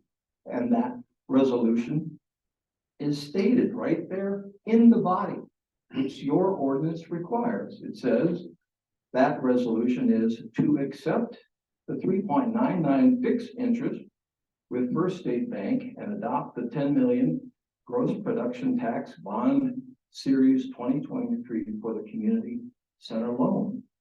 The resolution is stated that is now being referred. Committee members, they're listed, the circulator. So if you go through your ordinance, when you refer something and you submit the required number of signatures, your ordinance says you have to have a special election. We shouldn't, and there's nothing in your ordinance that says, oh, we're asking you to do what your ordinance says. Your lawyer would suggest that you had to say, we want you to have a special election. That's what your ordinance tells you already. So those are that's the gist of what you're dealing with. And you know, you're the policy makers. You're the deciders here, not the county auditor, not the city auditor, not the city attorney. You are the deciders. And I'm telling you that your law, your ordinance, says that the petition that was submitted by these people in Tioga, the 260 plus that signed that petition, is legally binding upon you. In our country, we like to talk about the rule of law. And what does that mean, the rule of law? It means that we live by city ordinances, constitution, state statutes. We live by the rule of law, not by what people want to do, not by special agendas, not by politicians, not by bureaucrats, but by the rule of law.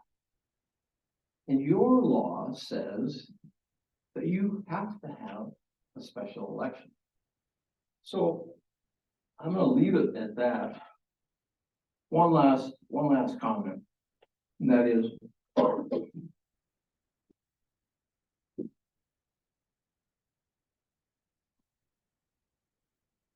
your decision is important.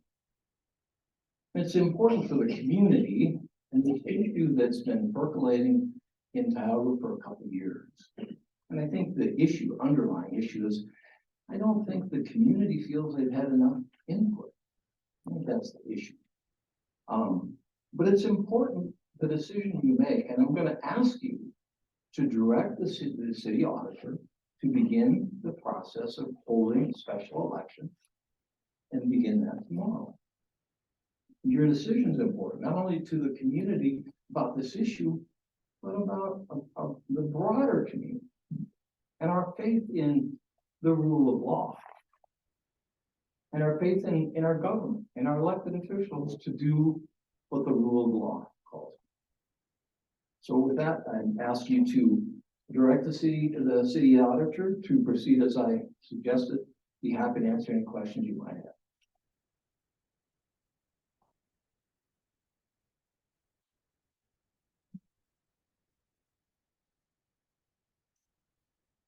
So I know we've talked at, the public hearings we've held, you and I, and the groups, right? I'm sorry. Say that again? I said, I know we have talked at the public hearings that we've held about the community center, and some of the stuff that keeps coming up. No. We have not spoken at any public hearings related to the community center. You attended a meeting that citizens held. I'm sorry, I take that back. I take that back. I was thinking about the meeting of last November. You're right. We talked about one meeting that was conducted. You were just elected. You're right. Okay, my apologies. Go ahead. No, I think I'm good now. Thank you. I appreciate it. Is there a motion from the board at all? Curious to see what Liz has to say about everything that was handed to us. There's somebody from the bank.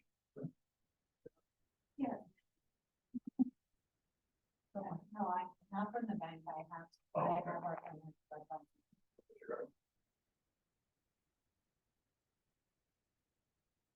Liz, are you there?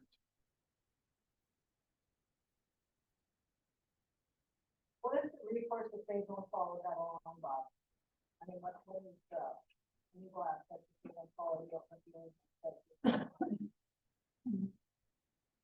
Did you hear the question? I did, but I'm speaking with you. If you want me to answer that, I'll do that. You know, I don't mind if you would like to answer her question. Okay. I mean, the citizens, the next step is really to go to the district court and get a writ of mandamus that tells you to follow the ordinance and conduct a special election. Why would you want them to do that? Why would you ask the citizens of this community to go in that direction? You can read the ordinance. The ordinance, I don't care what the city attorney has to say. That's her opinion. You are the deciders. You can read the ordinance yourself. The ordinance says you can refer a resolution.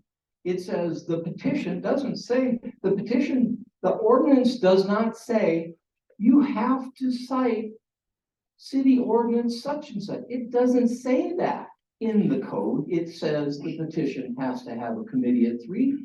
It has to have a resolution in it or attached to it, and it has to have an affidavit by the circulators, all of which that petition has. And it was submitted within the 30-day period as your ordinance requires. All right, I'm popping in and I've missed most of the conversation. I'm sorry, guys. I had to make appearance in the worst timing here. So Mr. Harms, I missed the bulk of your commentary, but having jumped in 30 seconds ago, I think you were suggesting that you're compliant or that the committee is compliant. I can see that you were a signatory to the packet, not petition. Let me jump over to our ordinances here. Give me 2 seconds. Sorry.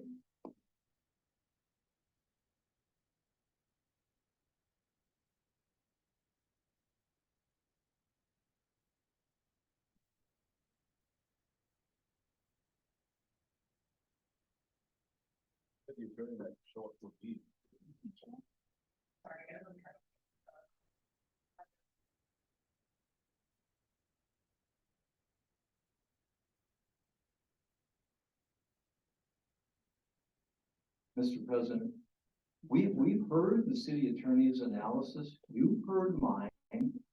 The ordinance is what it is. I'm urging you to be the deciders and do what your own 2 eyes tell you in reading the English language. Well, the commission president, not mayors, own 2 eyes should refer themselves to 18.0105, and I'm going to be quite precise in reading this. 18.0105, as I mentioned earlier, speaks to referendum and initiative matters. If you go to subpart 4 of that particular section, Mr. Harms, and I don't know if you have it in front of you, so I'll just read it verbatim from the ordinance. I have it in front of me, and I've given that ordinance to your council. So that the public can understand the severe deficiency that makes this not a petition. We're going to read it aloud. That's why we read things aloud at public meetings.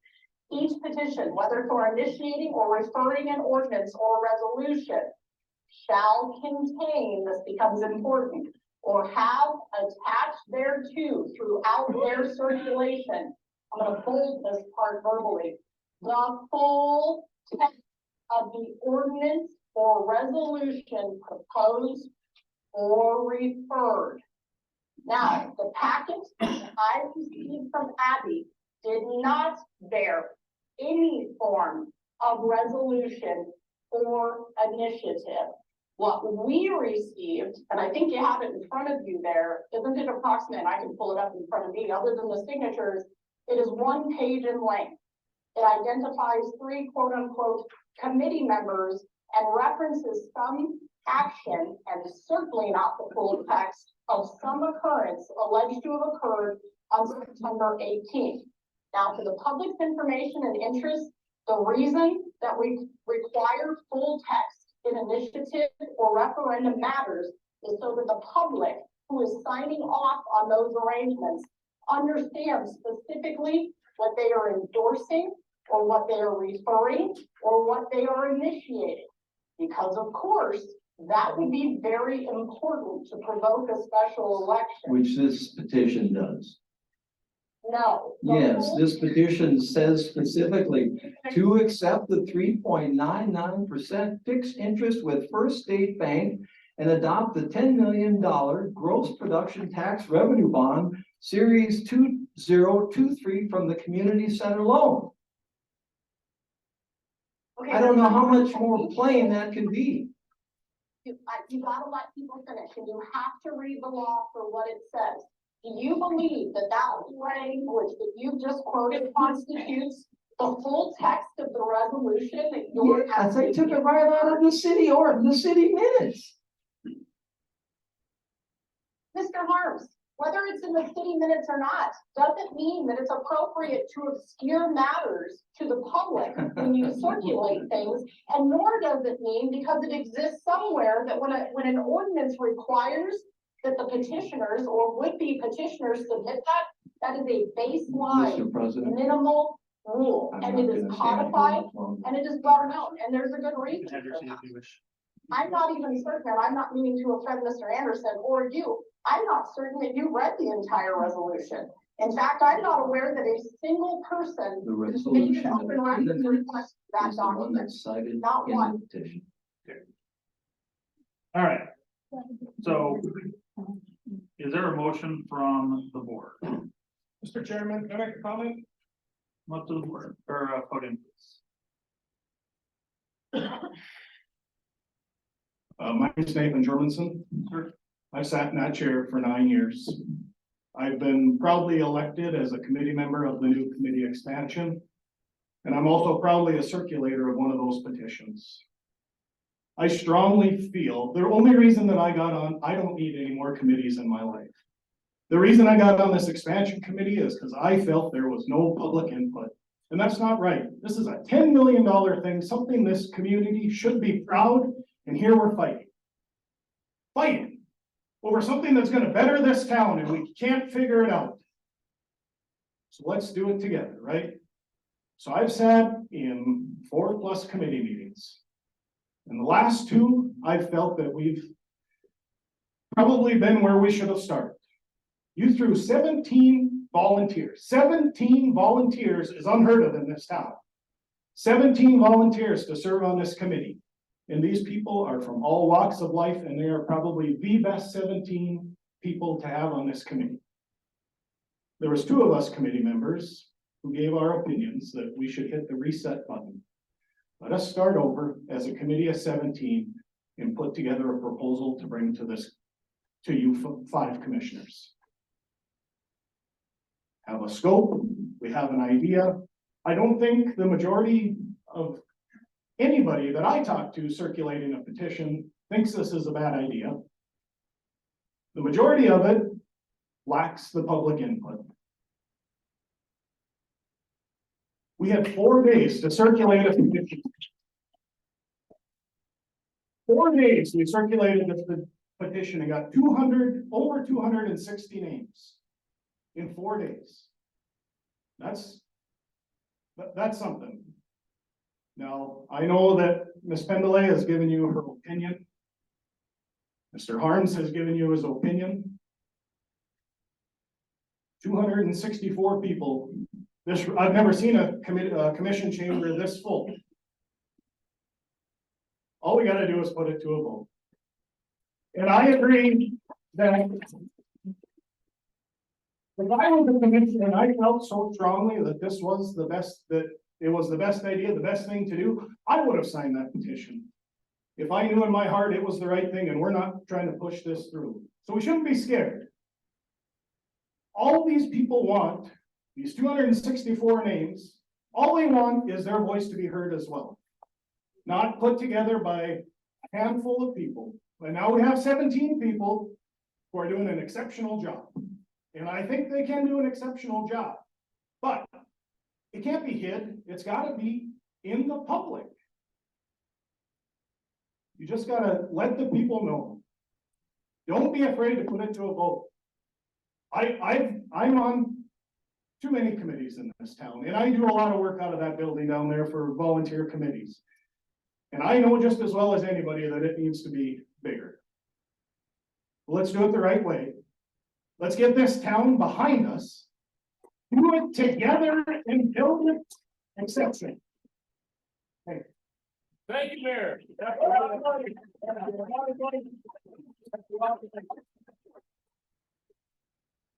All right, is there a motion on the floor?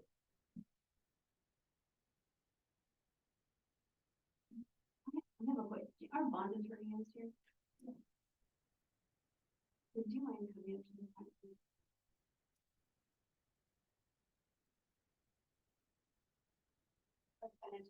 Sorry. I'm curious. Sorry, what did you say? Can you state your name, please? Yeah, Brian Osowski with AMCO Advisors.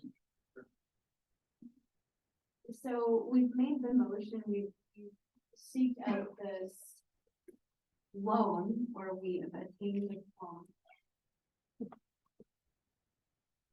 What happens if we go back? Can we go back on? That's what I mean. I guess to answer that question, I think it would have to just be answered to get to that point is to know if that question has to be asked. I guess is what I would, if that makes sense. At this point, that question doesn't need to be asked. There's been, I guess, something proposed in front of you or put in front of you to say if it needs to move to a different process, another process. And then the question would be to say, okay, do we need to go and ask that question? I don't know at this point, but you can always ask the question, as far as can it be, what can be done with the loan? I heard that the community's behind the community center, it sounds like. And so I guess if they're behind the community center, why would you forego the low interest rate if it's more just deciding how you want to spend those dollars? Or why, I guess then my question is, I hear behind me that the community is behind the community center. It's just how it's put together. And why would you want to forego the low interest rate that you receive? No, I believe it was to stop it, to reverse the loan. I got that, but I also heard that the community was behind the community center. Yeah, I mean, Oh. and if I might interject, I think that's the chief problem with the petition. We don't know what is being referred or what is being initiated because the full text of the proposed measure or the referral of it is not available. And there's, Brian, I think you're right to suggest that question, i.e. what happens if, instead of putting the cart before the horse. And of course, we all know that doesn't work because I still don't know what the petition is for. Is the petition an objection to the project of the community center? Is the petition an objection to the terms of the loan? Is it an objection to a specific term of loan? I don't know, because that's not on the face of the petition, which is why it fails. And if I might add, that's what I was suggesting to Mr. Harms. It's very important that communities are informed. And since you came all this way, Brian, and because that resolution was not circulated with that petition, and I know that because I reviewed the totality of the quote unquote petition that we received. Could you please, in very layman's terms, explain how the loan works? Because it is a little bit unusual, and in my mind, it's quite favorable because of the way it's arranged mechanically. And I think that's important for the community to know. There's been a lot of misinformation about that. Well, as far as when we brought the resolution forward to the committee, there was no, as far as under state statute, there was no need for a protest period or anything like that, under state statute. As far as the loan itself, the way it works is, from initial, it's only secured by oil and gas production tax. So there is no property tax, any other tax. If for some reason oil and gas production tax went away, there would be no other source of repayment to the loan, to the bank. So it's utilizing the city's resource of oil and gas production tax to repay the note to the bank. There are call provisions within the note that allows the community to repay the note with a certain percentage of default or prepayment penalty. The loan is for 10 years at an interest rate of 3.99% for 10 years. I guess as far as, again, with the call provisions, those prepayments go down after 5 years. Basically, on the 5th year, it can be repaid at any time in full. Again, but it's only secured with your oil and gas production tax. So let's say the world ends tomorrow, oil and tax goes away tomorrow, we don't know anything on this loan period. End of story. You're debt free. The community center was not mortgaged, and if oil and gas goes away, so does the loan. And the taxpayers do not get an increase in their property tax or their sales tax. There is no, So I'm sorry, Abby. So it's a benefit to the people because it doesn't touch their property or their sales tax. The bank has no other recourse They have besides no the other oil and production, oil and gas production tax. It's a very business savvy loan. Anybody who would own a house, they told you, if your income goes away, then your loan goes away, and you can keep your house for free. You take that because it's a good interest and it's very business savvy. The bank keeps they take all the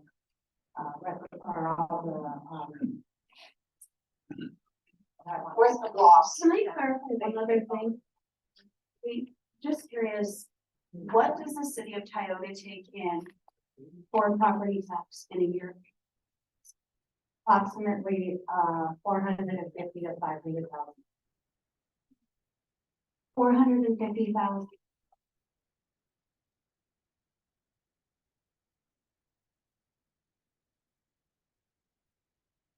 Five years, and then it's no, no penalty after 5. I am, I'm tired of fighting. This is getting hard. We have a really great opportunity to secure a loan that could bring forth an amazing building.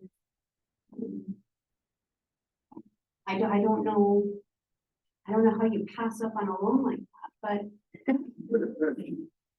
I also want to say the ordinance to get a loan was actually passed over a year ago. The ordinance to get the loan was passed a year ago. The resolution was just to accept an interest. It could have been that interest and a higher interest, but the ordinance for the loan was passed over a year ago. All right. There are any other questions for the party? Yeah. Can you please come up to the PowerPoint, please?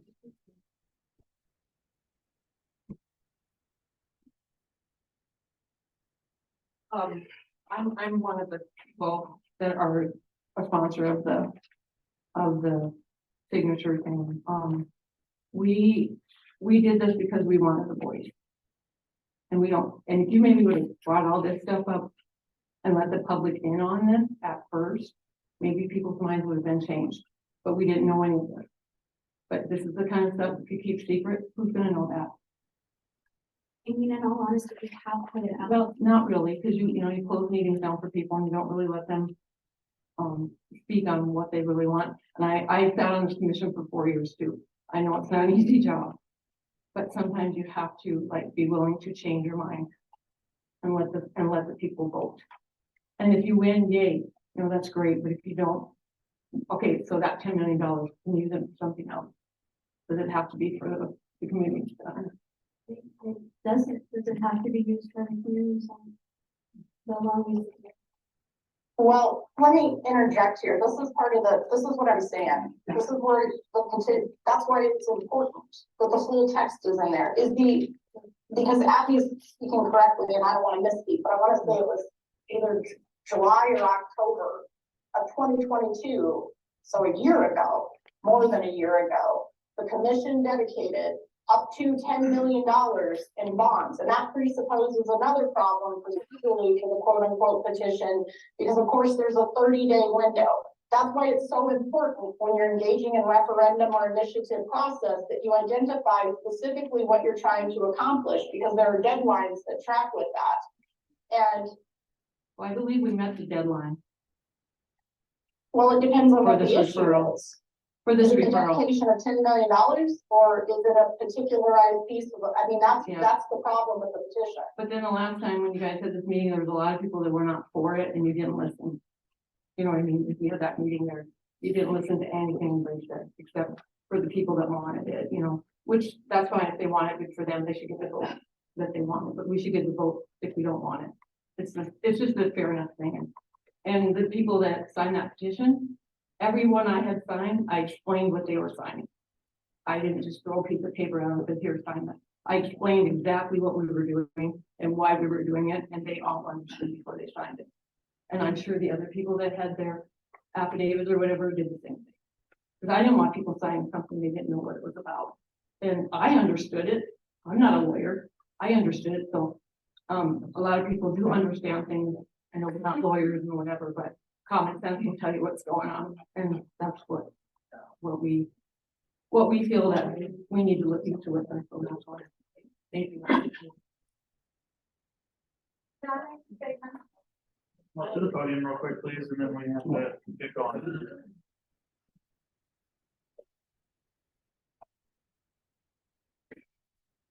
My name is Roxy Muley. I'm on the committee meeting, going over all the plans. To be honest with you, I was not in favor of the building. I still not totally in favor of it. I made it very clear that I'm gonna ask questions that people don't want to have asked. Because I wanted answers. First thing is you see this big diagram taking up 50% of the plan. That is a basketball court. There's 1,200 seats for people to watch. What kind of event are you going to hold in Tioga? It's my concern that you need 1,200 seats in this, around the basketball court. We're down to 500 seats now. Because we talked it over, we came up, that was the logical way to do it. The other big thing that I've heard from other people in the community is, why do we need a basketball court? Basketball, volleyball, and basketball. My concern on that is, you take away that stigmatism of being a basketball court, call it a multifunctional room. More people are going to be interested in the plans that you have. I think as a committee, in our meetings, there has been a lot of good questions asked, a lot of compromise on size, different stuff. Our architect has finally decided to call it a multi-purpose room. You take that stigmatism away. Give us time. But you can set up a special election at what that referendum, that petition that we want. But during that time, give this committee, allow them to present stuff to the community as to what they're looking at, what's going to be in there for senior citizens, what's going to be in there for kids, what's going to be in for people who want to have indoor exercise. Right now, the community doesn't know what's in there, what we're looking at. Give us time. Don't be afraid of the committee. Have a general election, but if you give enough information to the people between now and then, you won't lose your money. But let the people know. Don't be so secretive. And that's the biggest thing. I tell people, everybody who wants to, if they ask me what's going on, I tell them what's going on, what we're doing. And not everybody in that meeting, that committee is 100% behind that rule. Nathan told you he wasn't behind it, but we've came so far that it's easier to accept it. If you just give us time to do that, and don't be afraid to put it to the people. Thank you.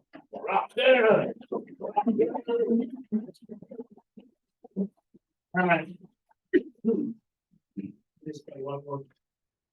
Okay, I got about 5 more minutes. We got other stuff to cover. Okay, we're long past our 15 minutes. Okay, so I just want to bring up, and that's what it's all about. Everybody just has to for a vote.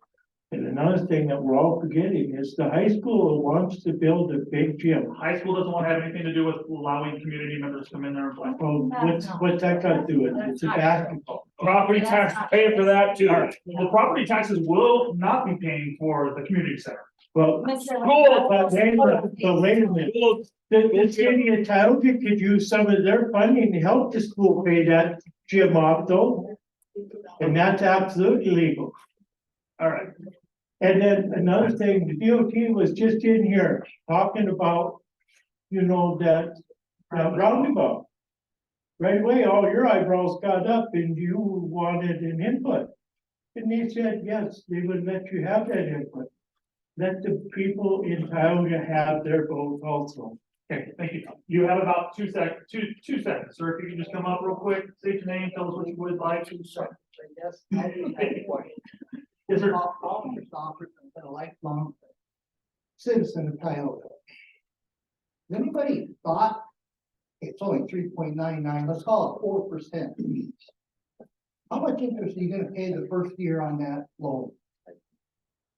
400,000. Well, we only got 9 more years of that. There's some math on that. I've been a businessman for 30 years. What I did in my business, I'd get one big thing paid off before I bought another thing. Why don't you get one thing paid off? And how simple is a vote? It's just a vote, yay, nay. You know, I went around with that petition. Everybody I got to sign it, didn't know a damn thing about it. And everybody who signed it was a hard ass. They didn't want it. This isn't for everybody, evidently. Some people want it, some don't. Let's just vote. It's that simple. And just think about has anybody thought about how much interest the city's gonna pay to pay off a $10 million note? It's a lot of money. It's a lot of money. Okay, well, anyway, I appreciate that. Thank you. All right.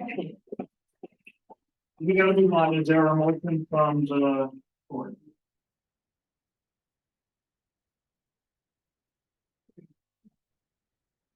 It was never my intent to shove this down anybody's throat. I was always a no vote on this. The honest truth is, I've had a lot of people come back to me and say that they've changed their mind. And if this is a surprise to everybody, man, it isn't to us. I mean, it's been a continual thing. Doing input, this it's just always something. I spent some time down at the community center. I see how it goes. I thought, you know, it could be a lot better. And that the room now that's a gym really isn't a gym.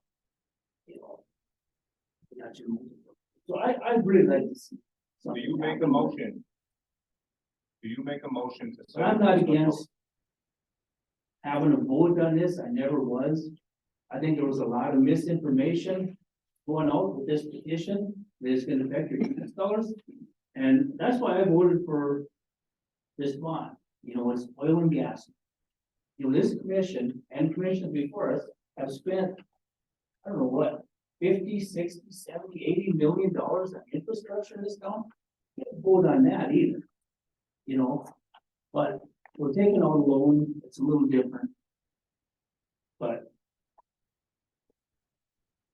You know, as much as I'd like to follow the attorney's advice too, but. You know, the citizens want to have a say in this.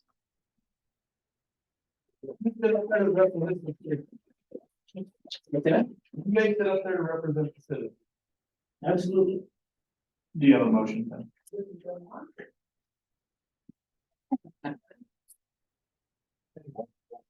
You made a motion.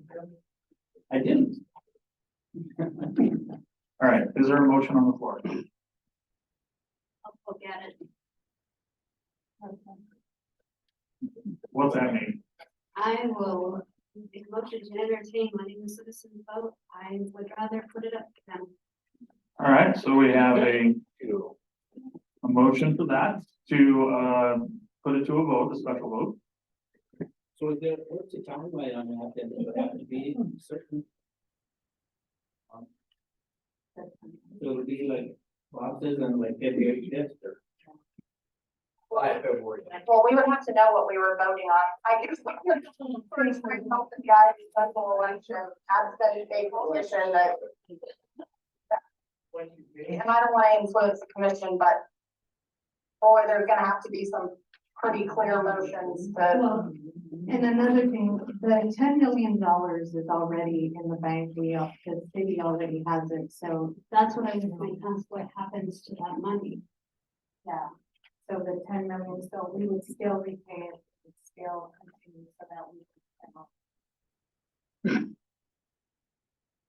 But we have this million set aside, like it's not specifically for.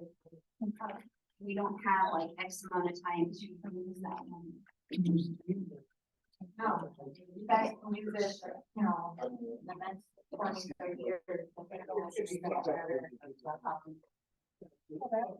Well, Can you just clarify clarify what your for prior everyone resolution that you're you're gonna get back saying to July you made the 2022 motion for a for given $10 purpose. million. I mean, that's the. And you have the ability to take that debt out, and then so the petition to refer the decision to take a loan out for $10 million at 3.99%, it really doesn't matter, is that what you're saying? You're still gonna keep the loan. Yeah. You're the loan still is going already to received. I can't live with that. Somebody take the podium, okay, please. Guys. Tyler, do you have something? No, there's too much going on. There's way too much. Please take the podium. Right. Okay, so. What's your motion? Or if there is one? Yeah, it's just been a fight. Other people vote.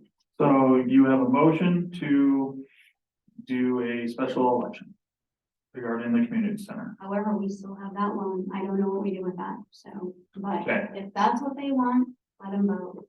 Is there a second or a modification? I'll second. Okay. Questions, comments, concerns from the board? Right, again, no questions, comments, concerns from the board. We'll move to vote. Pretty vague, but I'll vote yes. What's vague about it? The motion to hold a special election regarding the community center. I don't know. Well, but specifically, I gotta interject here, guys. Please, We can't put up a referendum vote that says regarding the community center. okay, regarding, Right, what are we voting on here? Because we gotta make sure that we stay legal. I'm all about being in the spirit of things, but I'm not about to put a stamp of approval on hosting a special election. That would be a career stunt I would very much like to avoid. So what specifically are we subjecting or entertaining subjecting to a referendum? That is an important thing for us to be clear about.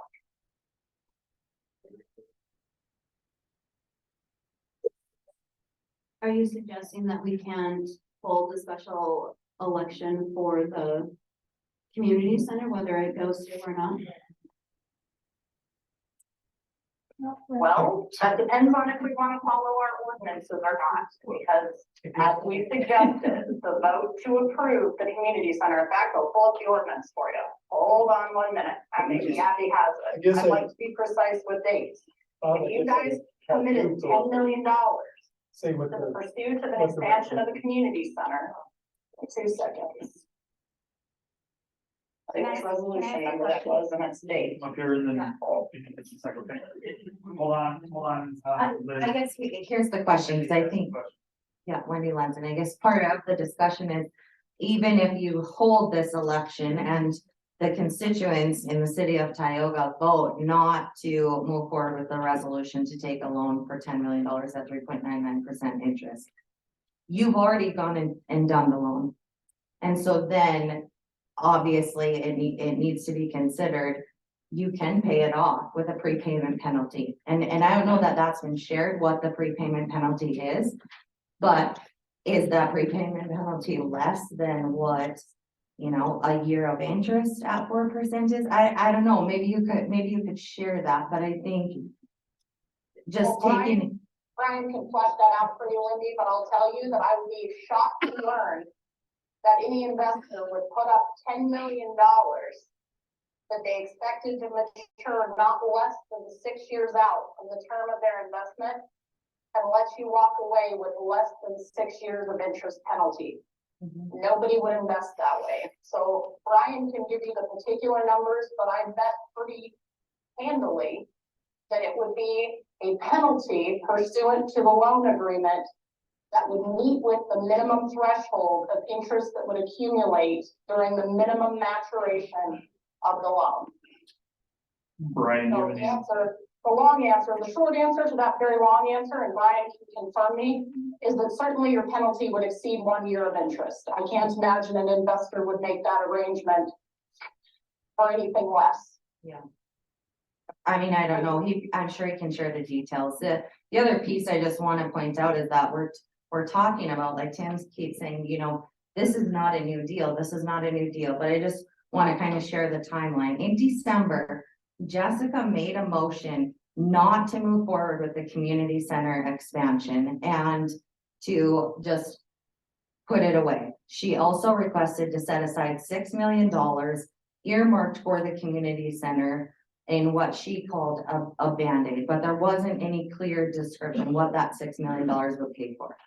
To the community, that tells them this community center expansion project really is dead in the water. She made a motion not to move forward with it. And so then in September, August, I'm not as great with dates. When you come to a commission meeting and under old business is community center update, and all of a sudden there are new plans that have been designed, a new floor design, and another budget of 18 million dollars. And then at the very next meeting, you make a motion to approve $10 million. That's the opposite of transparency. That really is a scenario where this community was not informed about what was going on. And so I just want you guys to think about that. So when the community is saying, we want to have a vote because we've tried to do everything else. We've gone to the community center community meetings. We had a petition of 400 people that was disregarded. Now we're coming back with another petition because you are not listening. Thank you.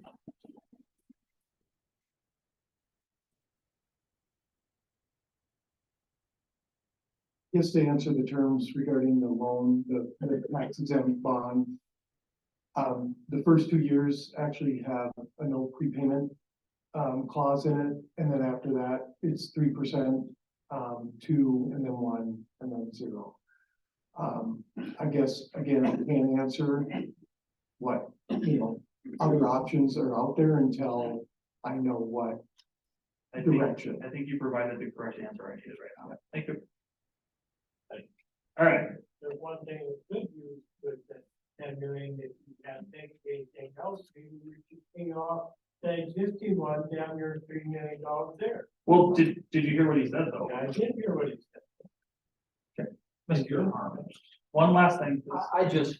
I think the issue that you've got in front of you, all this is very good, and it would be part of the election discussion.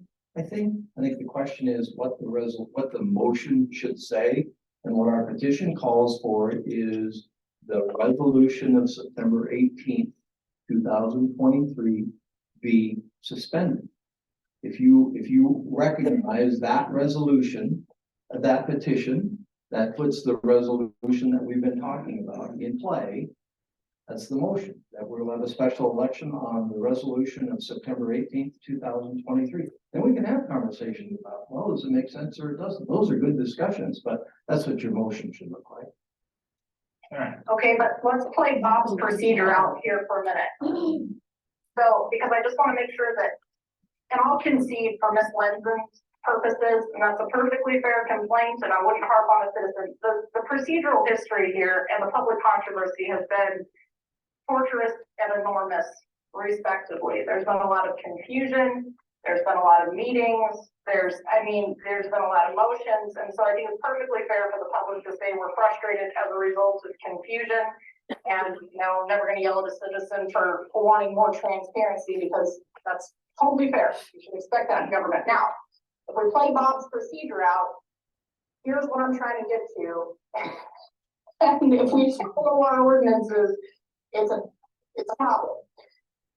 So say they've identified, and I'm not conceding that, to be clear, because I don't think that petition meets with the threshold of the ordinance, to be clear. But hypothetically speaking, pretend you subject this loan, pretend the petition gets sufficiently corrected in time, which I don't think is possible, and then pretend that you subject the loan itself to referendum. It doesn't change that more than a year ago, the commission resolved, and it's way past referendum or initiative time, that $10 million would be designated to the expansion of a community center. So then you're still stuck with the original decision, because you're well past the period, way past under our ordinances. It's 30 days. You're way past the decision to undo the project itself. So basically, where I'm going, sorry guys, trying to do this very methodically, the accomplishment would be that you're stuck with the original controversial project.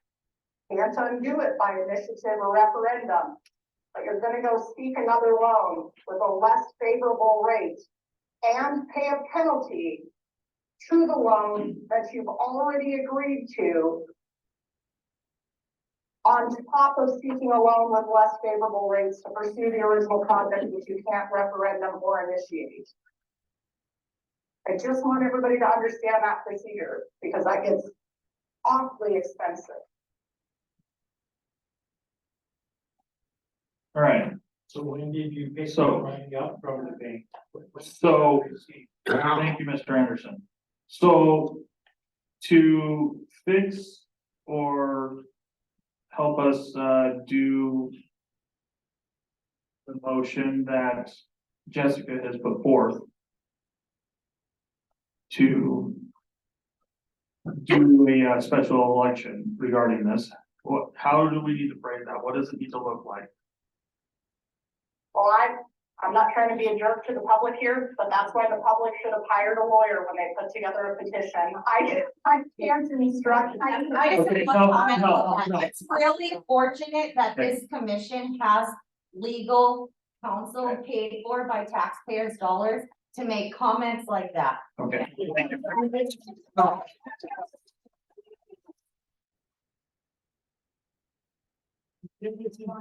should not have on this. Okay, Can't do that. It's an ethical violation. I can't okay. tell the public how to supersede a law, which We I want believe to is ask. non-compliant. That's actually unethical, and we can cheer, but I actually take that stuff kind of seriously. That's called a conflict of interest. Okay. You can't do that. So It's not a first time. there, okay. I would like to get through this meeting sometime tonight, please. I got things to do, so does everybody else in this room. We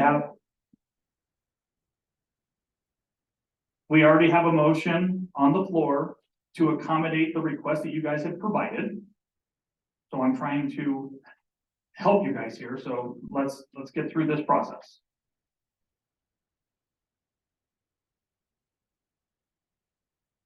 We gotta figure out how to phrase the motion correctly to do what Jessica has asked, which is to do a special election. Okay, So Kevin and Liz, can we make a motion not based on this petition? That we just want to hold a vote, that you're for the expansion of the community center, you're not for the expansion of the community center. The loan is already a done deal. We gotta deal with that later. And I suppose the longer we wait to build, the more expensive it's gonna get. Well, true, but and from what I heard, it's a, correct me if I'm wrong, Brian, 2-year no penalty payback, correct? 2-year no option of paying back. No option of paying back. Okay, Yeah, there's for sure penalty right, for 2 years. okay. so this commission could make a motion just to hold a special election for the community center or against the community center. With nothing to do with that resolution. That's the question, so Liz. Let me pull up the ordinance. I don't think so. I mean, I'm not. It's awfully fly by the seat of your pants, and I'm not, that's what I have money to fly by the seat of your pants with, so I don't know that I'm going to be prepared to answer that question for you. But let me pull up the ordinance, because boy, there's a lot of moving parts there. Hold on. I mean, certainly, what I can say this right now, I think it's gonna require research. I really don't want to shoot from the hip here. What? Fair enough. I mean, we don't have to decide tonight. Yeah, what I would tell you is if you're trying to revisit the totality of the project, we're gonna have to do some research, because So we it, don't have a petition that addresses that. There's collateral stuff with the loan. That, I don't know. I mean, I don't wanna, believe it or not, I don't wanna cost the public more money than is right, necessary if the commission's considering making a complete 180 here. Does that money, they have to be spent on? That's what the resolution said. If, you know, that is what the resolution, that's a good question. The resolution, and I can tell you that is correct, back in July or October, I don't remember the last reading of last year, specifically dedicated. hold on, please, in the audience. I know you guys wanted to talk, but. So, according to what Mr. Harms had said, it's not like we can table this because according to his testimony, that this will default tomorrow, according to his testimony. So it's not like it can be tabled.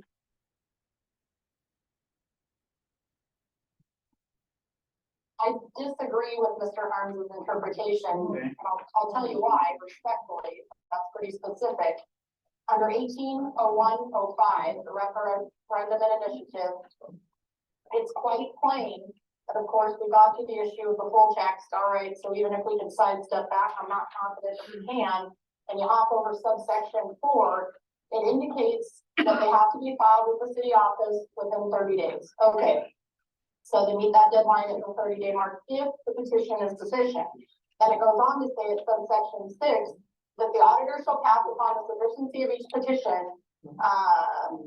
and shall have 20 days after the petition is filed to certify its sufficiency.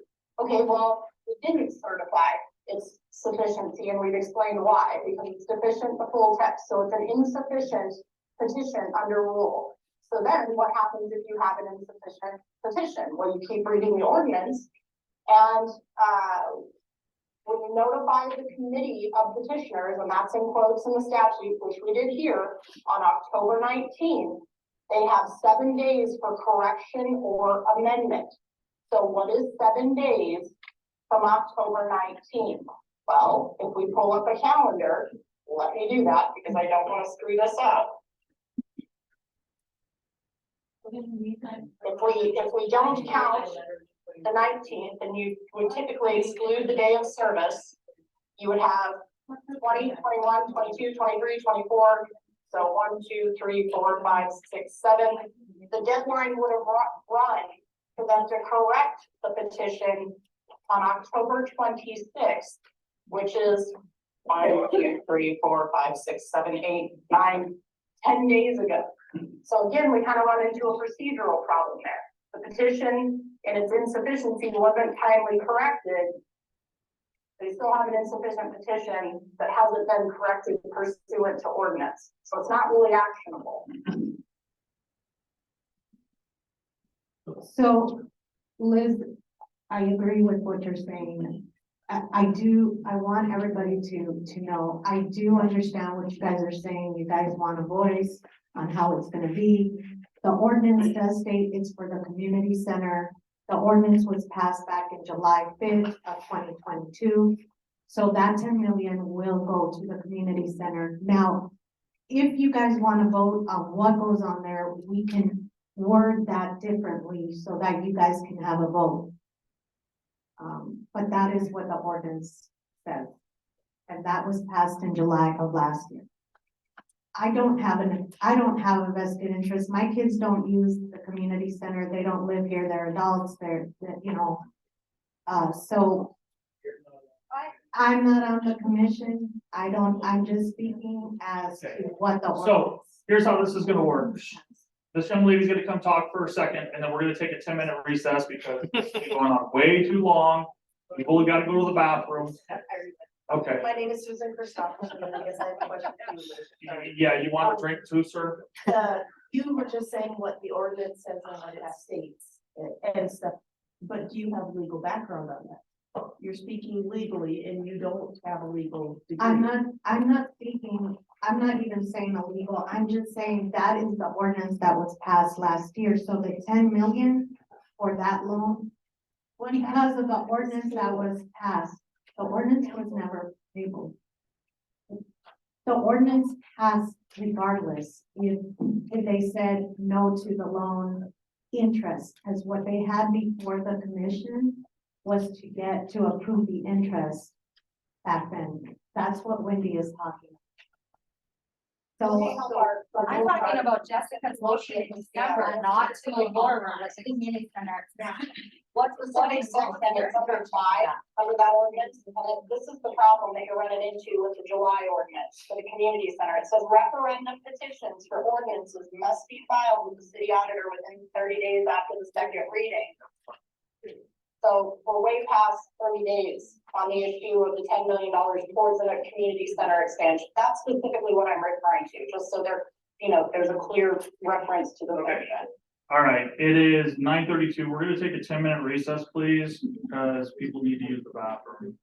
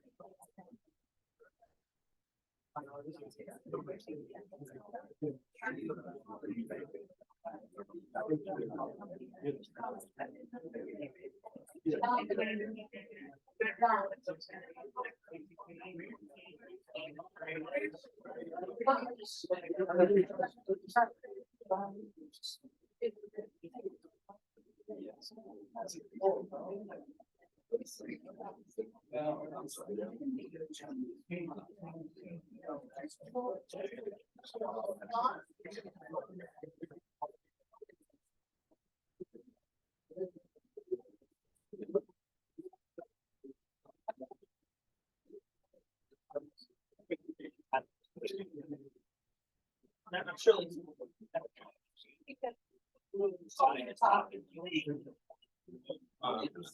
Charters.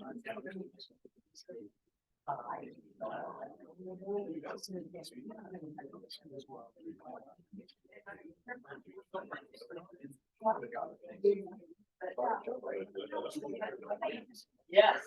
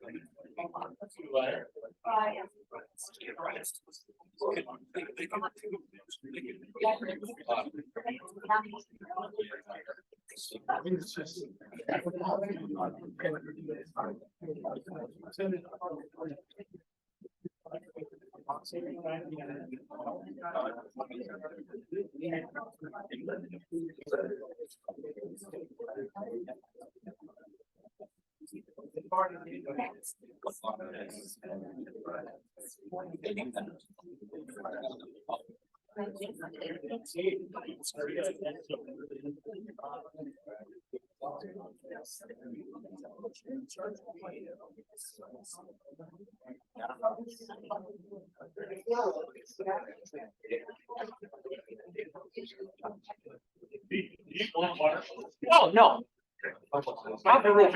No, I'm good. I'm good, thank you.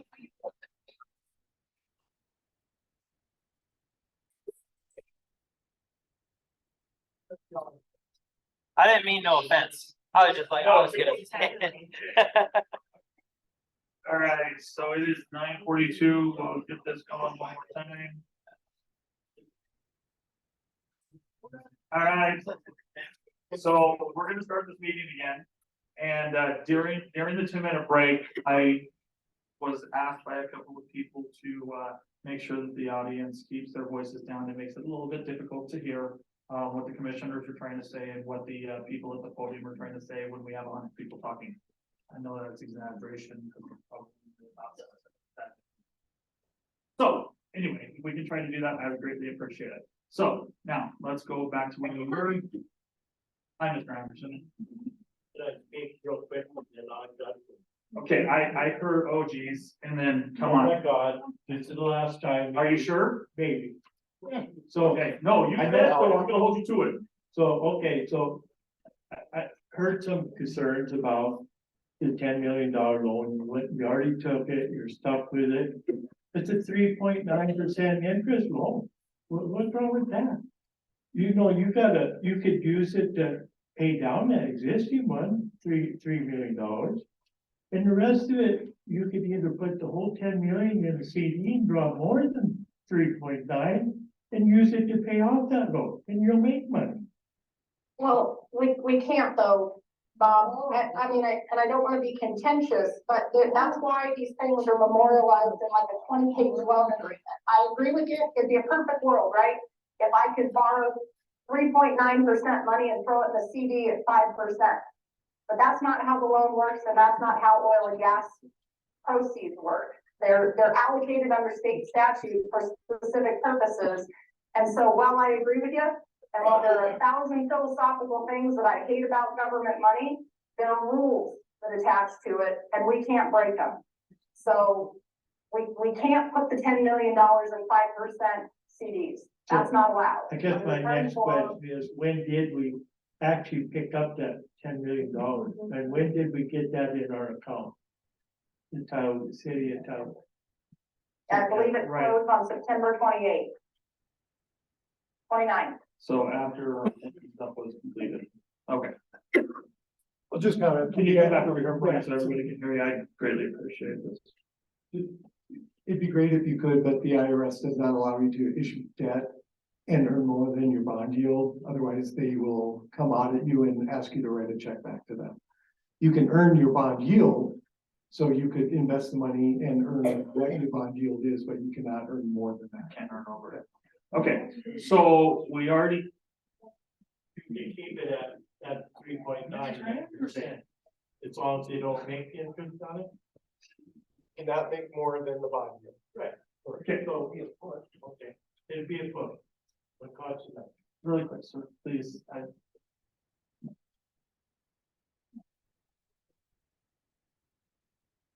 My name is Rick Ron, and I was one passing out, getting people to sign that petition because I am against it.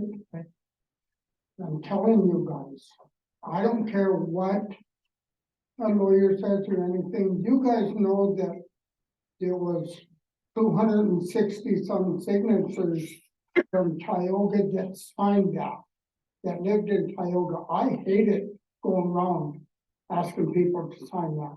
I did not have time because I devoted 95% of my time to the clothes closet. and we do appreciate your service with that, and we really do. I'm strongly against it. Shame on you guys if you guys go ahead and with that. Oh, that's all I got to say about it. And shame on us if we vote for him again. Yeah.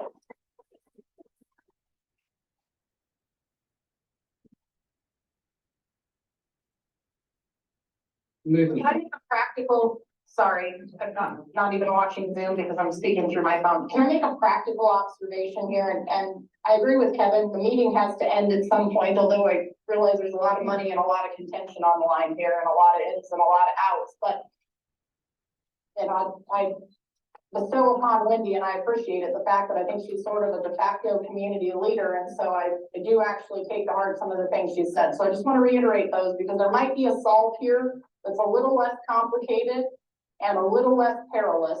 And I'm gonna throw it out and then you guys can discuss it. But in summary, more than a year ago, we dedicate by ordinance, not by resolution, by ordinance, we dedicate $10 million to the expansion. That's the verbatim language of the community center. That's done. The timeline for petition and referendum have run a long time ago. Then we approved by resolution a loan, which we've all been discussing this evening, at 3.9% interest in general, but then there's $5 million that bears back at 3.49%. It's a little more complicated than we're giving it credit for, but by all accounts, it's a pretty fair deal in the current market. Okay, and we're committed to that. We know there's a penalty if we pay it off early. And Ms. Lindsay, and I think that's fair, her complaint seemed to center on, and that's a fair public complaint, a lack of transparency and input for the project. Okay, so hear me out here.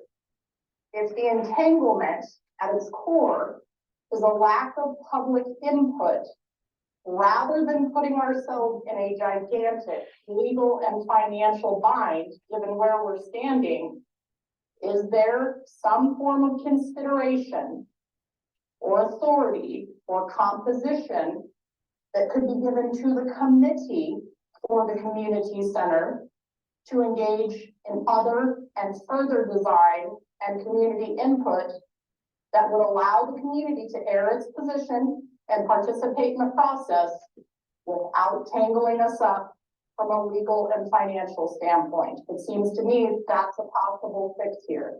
Addressing the composition and work of the committee rather than untying gigantic and impossible legal and financial knots.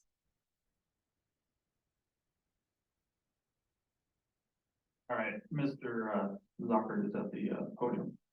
All right, so, personally, I don't have a problem, I didn't know getting a petition, wanting to vote on things. But I just like to point out, May 24th, 2022, the newspaper said this expansion was voted to be expected. The expansion was voted as a 3-1. So why were people getting a petition then? That was over a year ago. You're dead. That's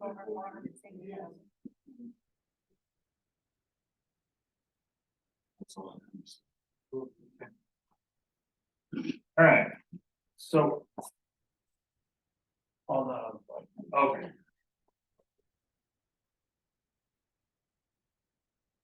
Yep.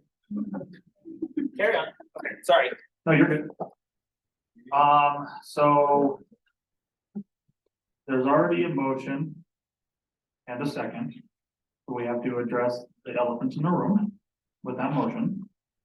We gotta clean it up to accommodate the request. Or modify it completely. So. With your motion. You're asking for this to be sent to a special election. For the purpose of the community center. And the 3.99 fixed interest rate for the $10 million. Right? You say yes or no? Yes. Thank you. Okay, there's already a second on the table.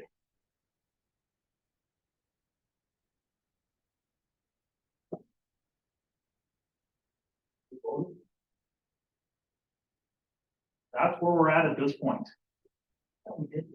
I think you already said, you started to say, and then there was a lot of chatter. So let's start over. There's no questions, comments, or concerns from the board regarding the motion. We'll move the vote. Yes. Yes. Yes. All right.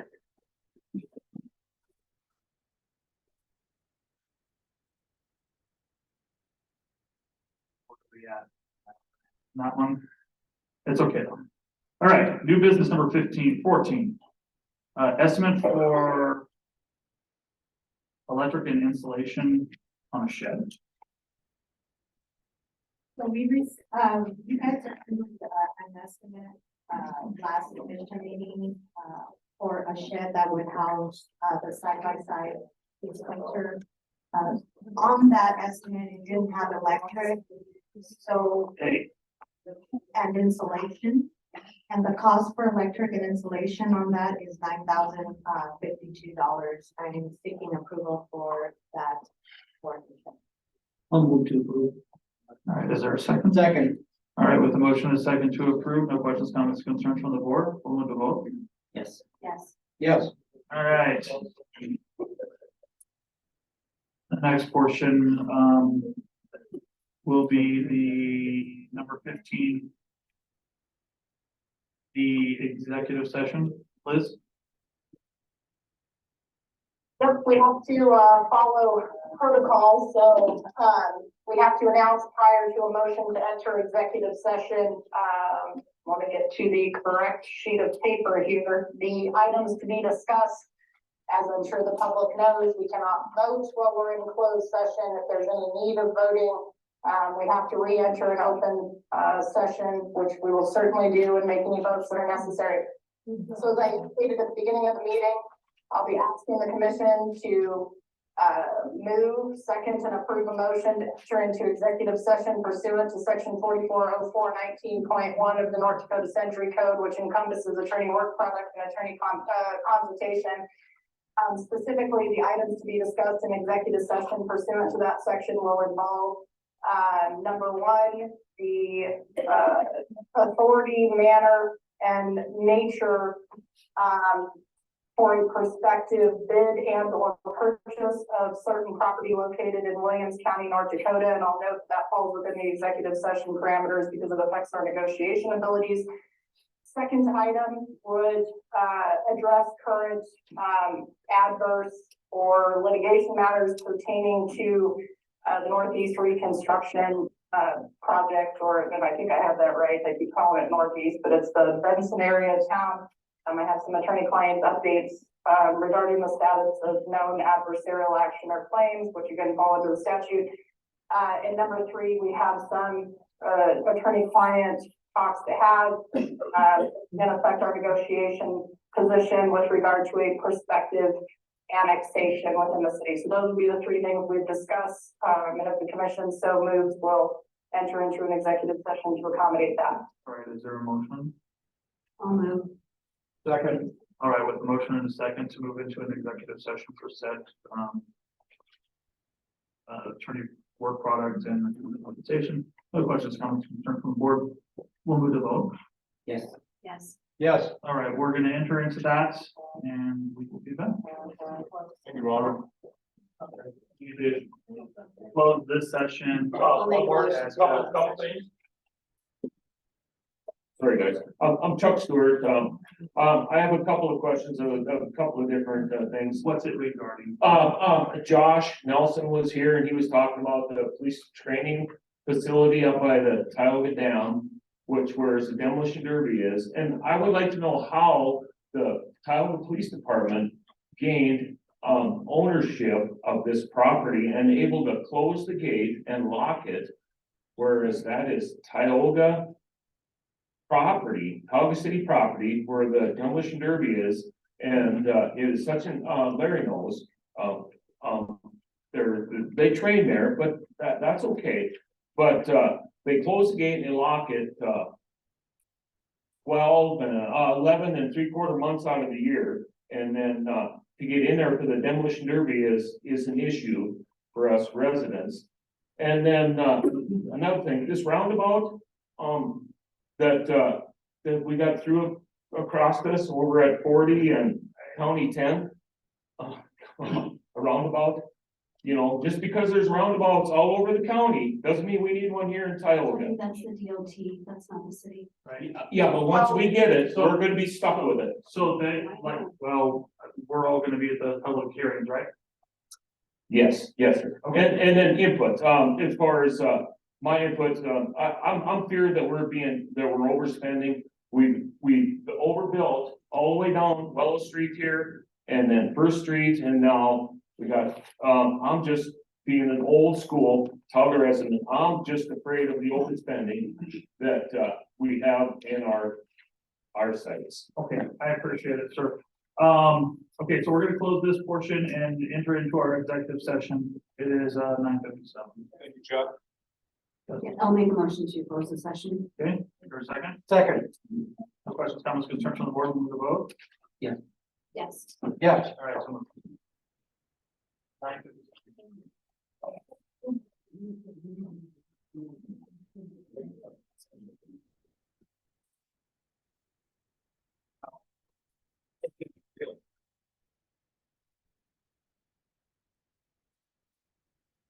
And check out Tioga.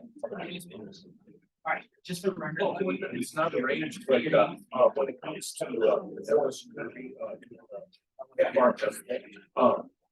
so just go back to what state it was going. What was the special? Yes, or even the date is unlocked. So. Yeah, so we. Did you?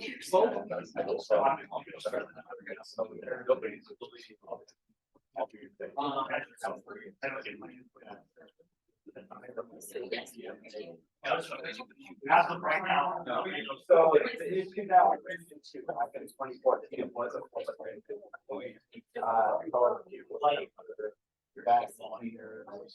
what else did they bring down their power? So the other thing, yeah, they were switching about the garbage. And so I think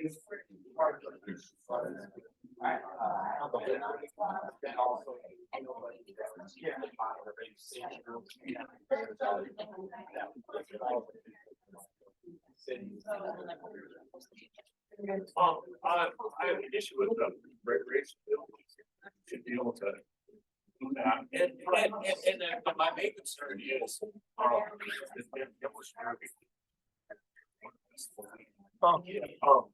it's.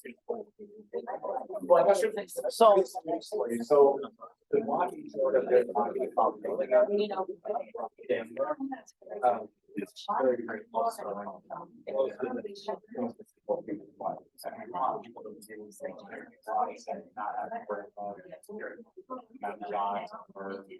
Having prevent a lot of those things away from us.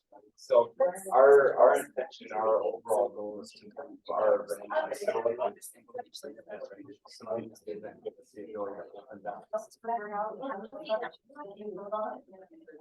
that make sense? It does. I was thinking the one weekend on a tier during the farm fest. Yeah.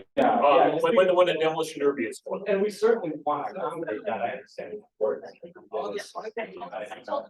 I didn't think it's had anybody reach out and say, hey, like a lock, or maybe they did, maybe.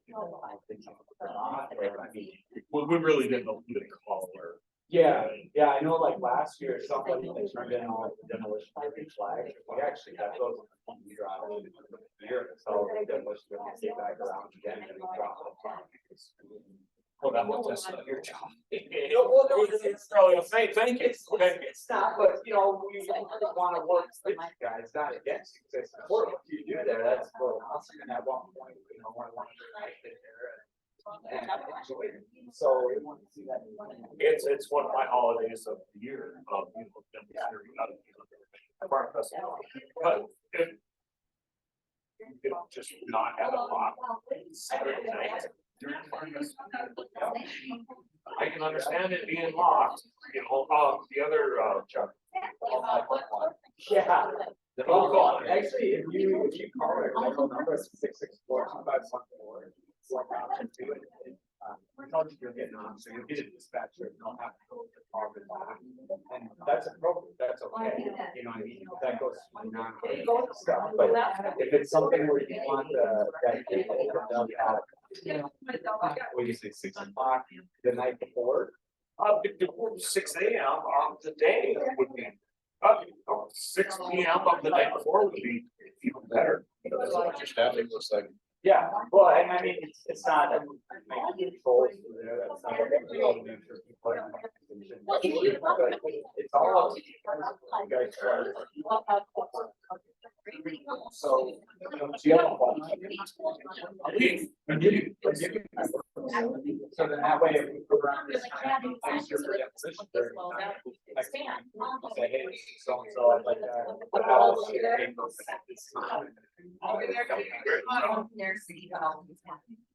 No, that's our favorite song. I said it was yes, suspension strategy.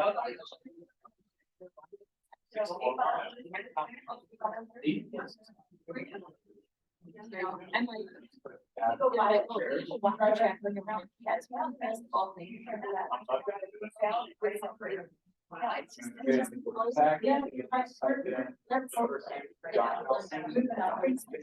Yeah, but God, and then you'll have a in there that'll get you ready.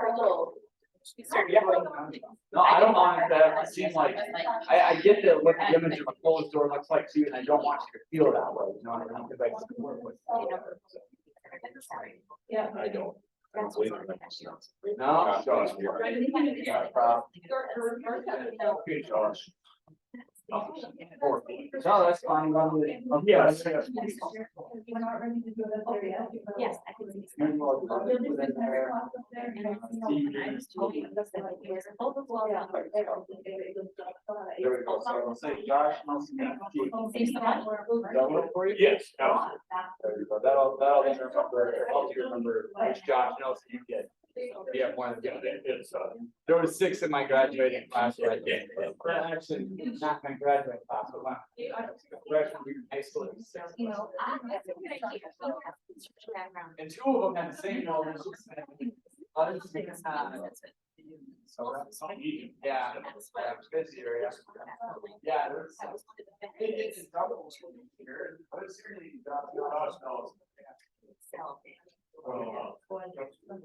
But yeah, see what he says, and you know,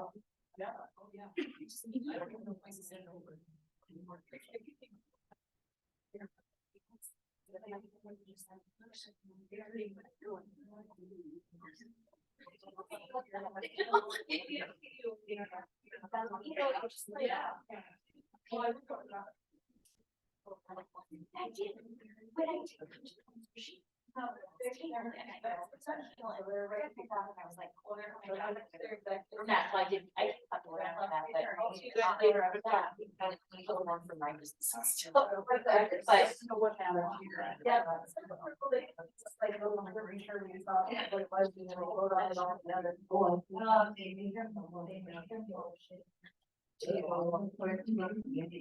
like with you guys never and they have the fire. Yeah, so that's probably. Well, I think if we vote that we don't want to go in. I think if we vote that we don't want to go in, we have to specify, then. They probably can't utilize that money, and as soon as it can be paid off, they can pay it off. Are you, are they will tell you, get about the penalty, but when you're complaining.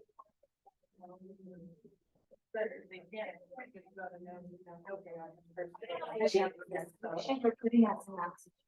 Yeah, that's they said that. Oh, I know, I feel like, what the hell did we do that for? Why did I waste my time? So, Yeah, that session daily? Daily. Yeah, it's going a little, during that. But then they have to stand back a little here to vote.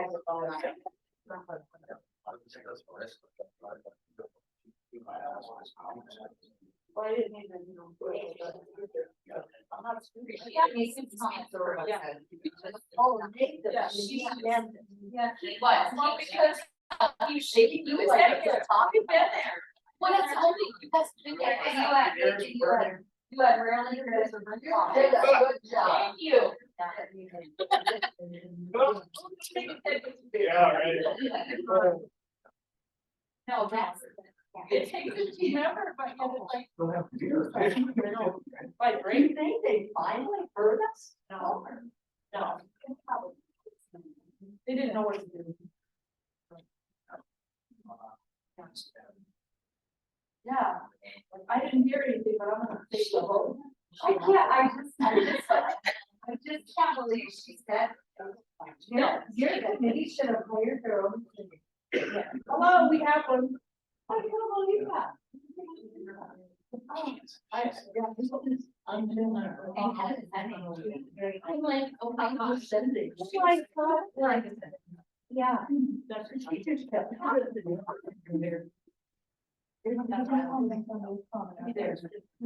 Sit cracker.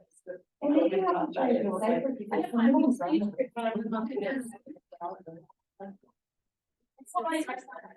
Listen, your constituents should hold their own authority. Well, the taxes for me to be good concern.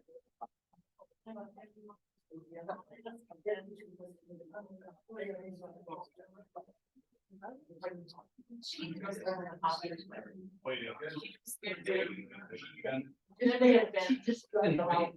Yeah, she needs it worse. That's why I really like whenever she started talking, just like. It's not a fun job. If you, it's being. Okay. Well, here. But I mean, you know, you can't.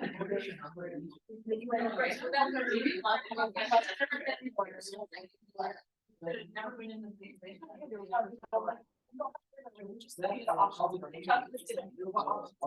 And then when you don't have options, that's all the way. Right. And then also. And then I thought we were able to get that thing that has fall. Yeah, that's what they. That's why they said that's. They get, that's what they do. Well, and then they said, that's actually based on that way, like I vote for not dead forward in the community center. So they, and they wanted the brand new blue lines and drawing and say, And then we've already got safety pieces like rural, like this is that in the water, and all of a sudden under old business, community center update.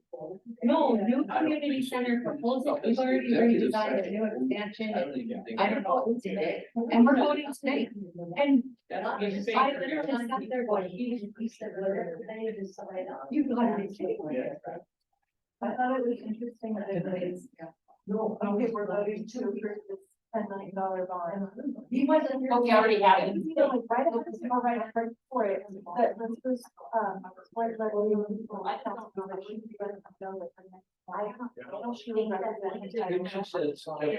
non-payment. Right on that. I'm like, I mean, I was like, oh my goodness. Yeah. Like, right before, right after. Oh, well. Why is it?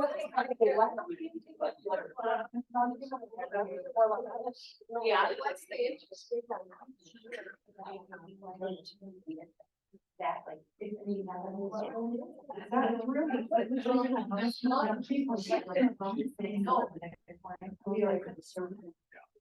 But then it's kind of like, they didn't know about high stuff.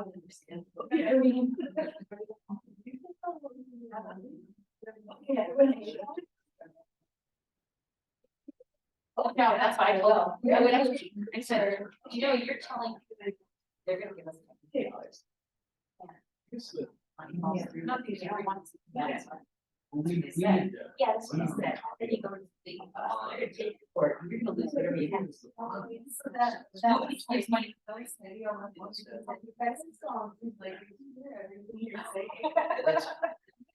Yeah, that's what she said, Rob, you want to go to bed, shut up, why are you getting high, and anybody getting for the snow blower?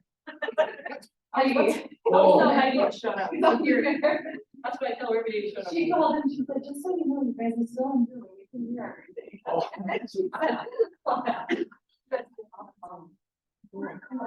I don't. Yeah. She's, I'm not touching. That's good. We'll see. Is it recorded? KX. From the news, yeah. KX.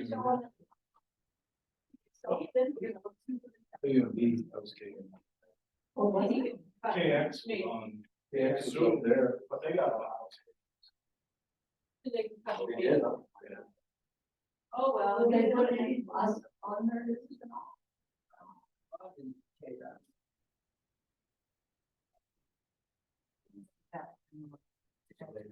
So. Yeah. I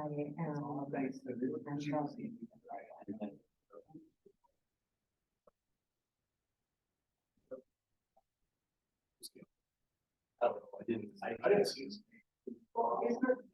Carries are. Yeah, the minutes, yeah. I didn't know stuff was in it. It was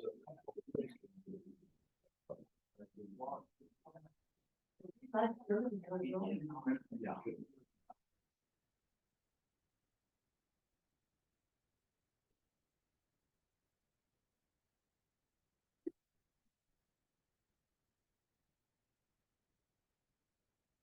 To the I think city leader, it was common.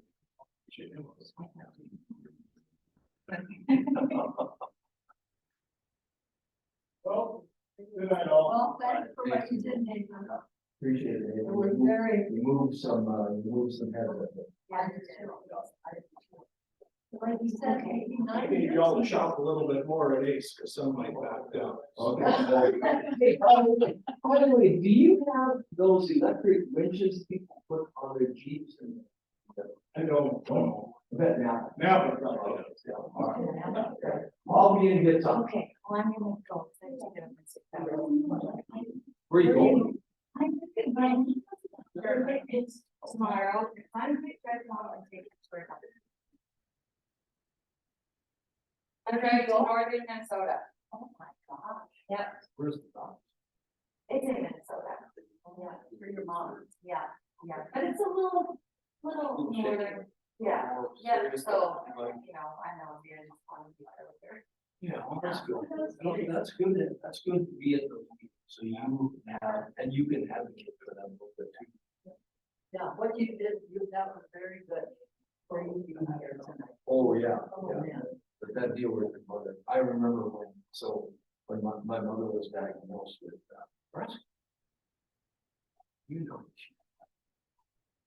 We were heading, me and my mother, we were all down to talk to this.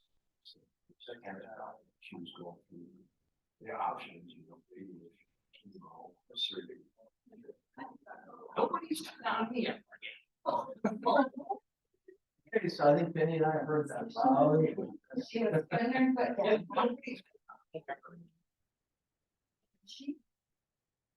Oh, she had surgery. She had surgery. I don't know what they did that. No, they were bad.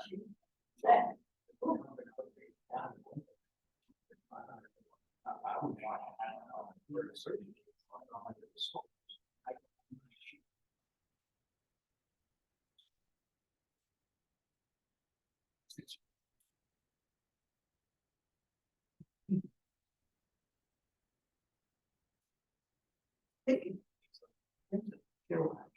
Oh, my goodness. I don't know if I can answer that. Oh, I don't. But I have a.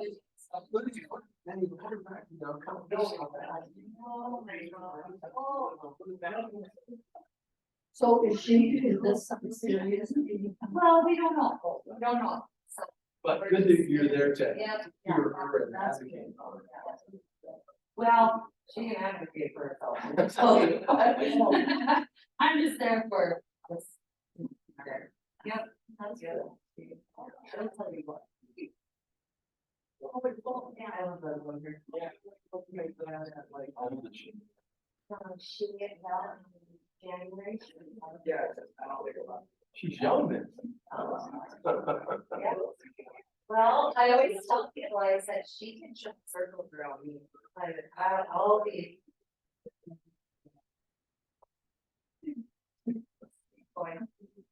Yeah. She's got that. I know, that's what you said. We're on Horn. East side, west side. Huh? NASA. My old friends works there, and we've been going to working there. On March, and we 4 miles. You can hear it, like, you sent one off to the moon last night. Really? Right. Yeah. Oh, And all nice and wow. I think I told you about and tell my family, before we got home last night, I said, I'm gonna go move to Florida, and I'm gonna buy a house, so I have expensive down there. We're not moving to Florida. But if you ever decide to go back to Florida in this kind of weather and you need an escort, hey, I already signed. Oh, did you? It was just, the weather was nice. And Yeah, right. my grandson, Chuck's, and we were in the simulator, and then we went where the astronauts go up there, they were in that shaking back, you know, oh, I was, we were all felt back was shaking. What an experience that would be for you. I didn't know it was a long. So what kind of education? Well, he was in the army.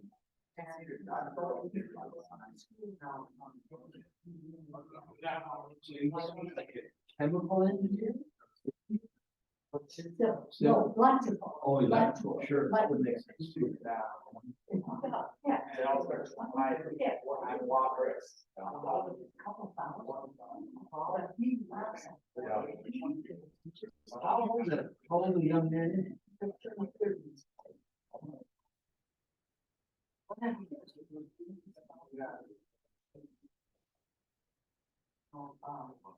Kind of gave us a presentation enunciates and it was just really. Yeah, that's fun to see. It is. So how long was he in the army? Okay. Thanks, Okay, Wendy.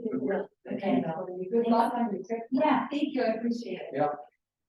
Yeah, so that, and when he was a senior in high school, Well, I can still on this, well, I didn't tell you. I think like, you know, I would tell them something, don't give up on your. Sometimes it seems like they're not, you know, they're just not. You know, boys really mature later. They really. Yeah, it was really. You know, that. My youngest grandson is in college. Now I can still not what's today. Yeah, Jeff and the mom came, they got the car. When then we came, and then Keaton came, so I mean,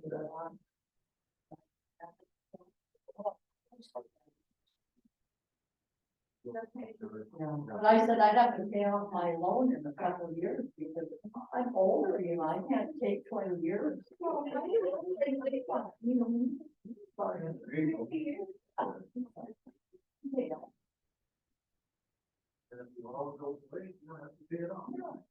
I know. They're just so insane.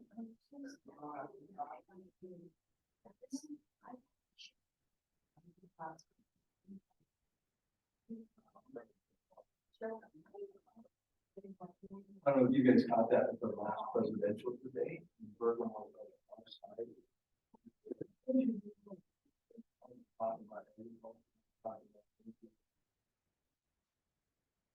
Dana, Reno, whatever. He threatened to shut his mic off. Did you hear that? That was pretty interesting.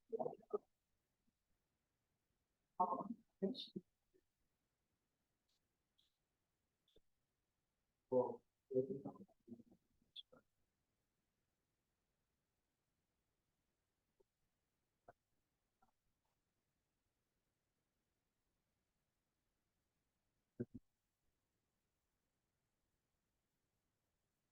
Well, thanks for all you have done. Pretty cool.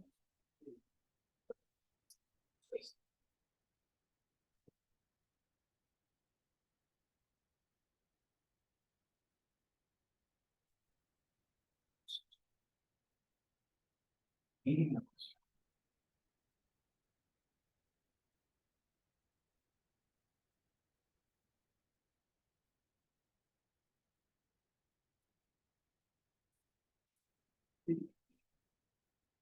Email to Haley pursuing this. Just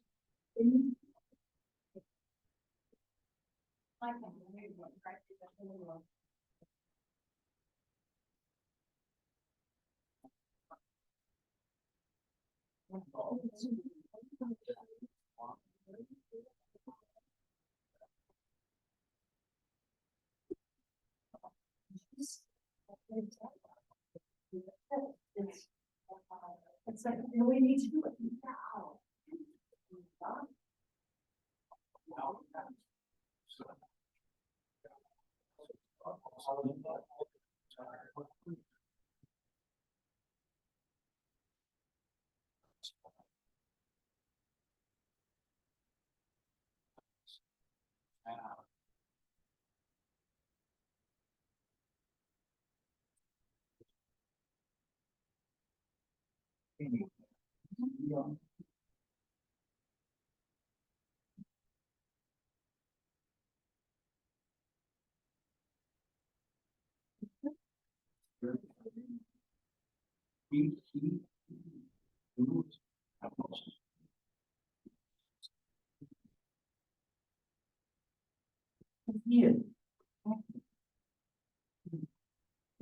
Did he, him and, no, him and Denise.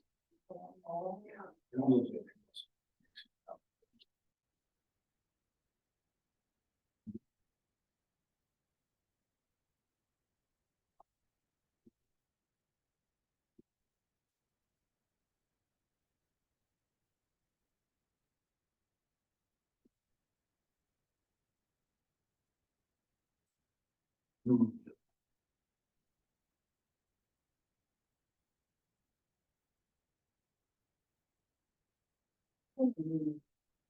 yeah, it was a petition to remove and to do it was, and it was days.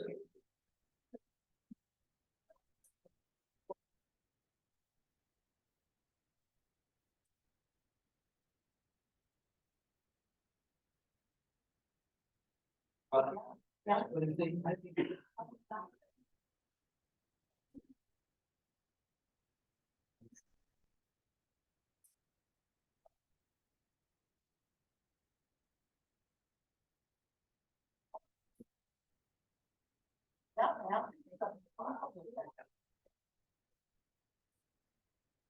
Oh, you know. The only thing I can call you.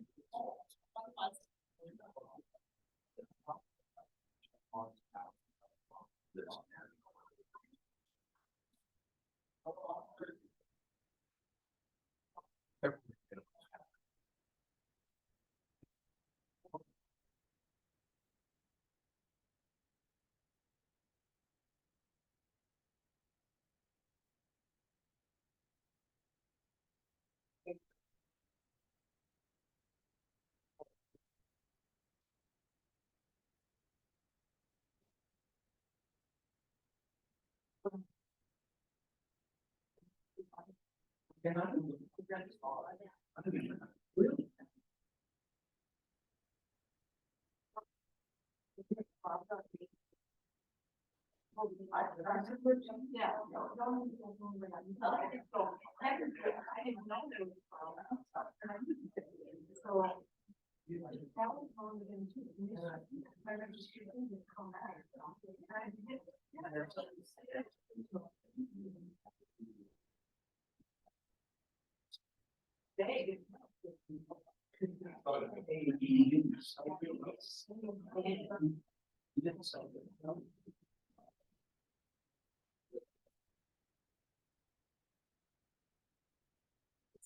Tell Andy.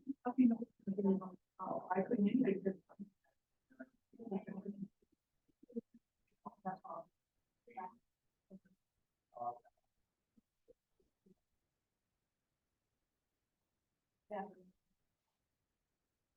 Well, yeah.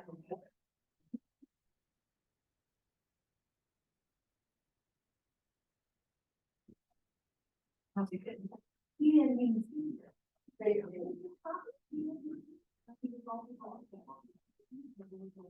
Was that when you just heard about that?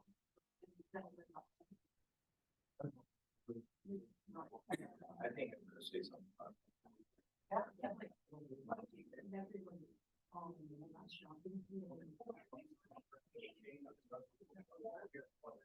Why wouldn't they see that? I mean, I see it now. Oh, we still have to.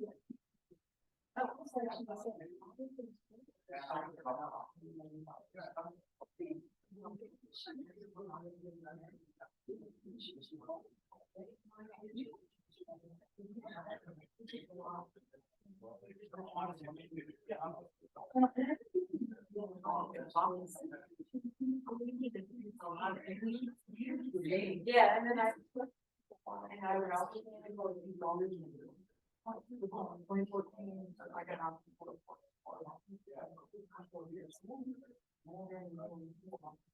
He was in. But I mean, I was like, I was trying to pretty much do it, but sometimes I just want to. If we're redoing on the trailer parks, right? They're supposed to get for something different, they're all still. Or they had a.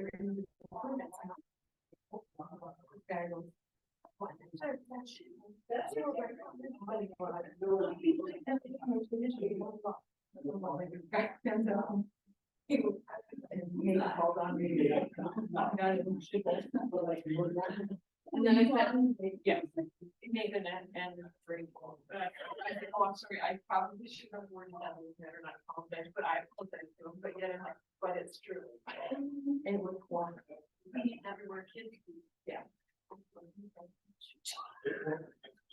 They just do everything. Remember the one, and only wanted to see what was on the computer? When he did that, well, yeah. And sometimes He said, but you're emotionally people. He said, well, have you been very hard in you're in conflict? Yes, you are. I mean, it's funny that somebody didn't stand up. He's never. Right.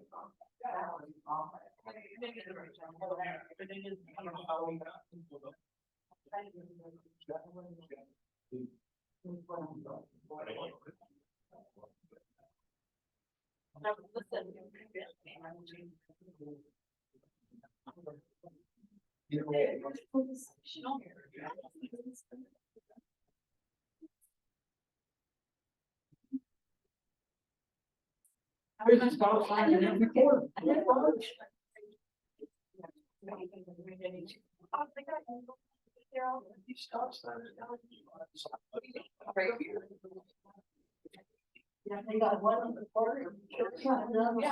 Yeah. There should be one this one, this is page. It's the worst. Because you can't. These are like. They live down, I'll start to go, like, oh. But I mean, we go to school, if it snows, where we gotta move, we all have to move it. I didn't understand. You're gonna, you can't work, because you're probably a. I don't know what to have. Okay, I can. Oh, yeah. Yeah. People don't have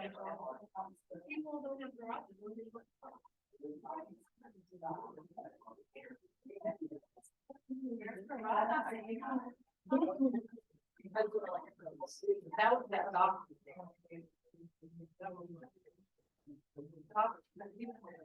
His dad was in here, his grandmother, something on both. Yeah. Yeah. Yeah, he was one of them, and then like all these guys who want to build us, and they got like, because I don't like them stuff.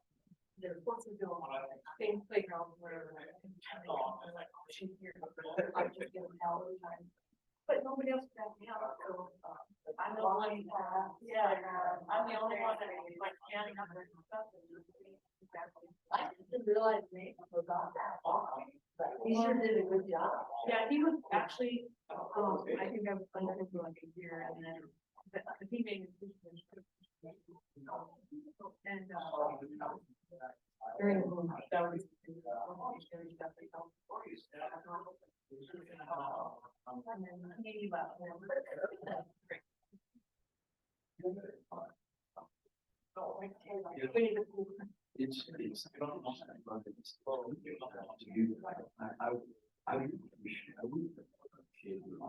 Yeah. 8 years ago, I was just, I was at Rosemary Myrtle's funeral after you told me.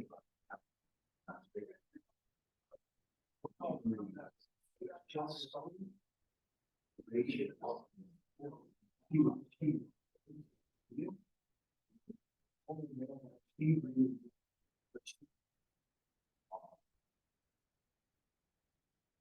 yeah, so I saw it.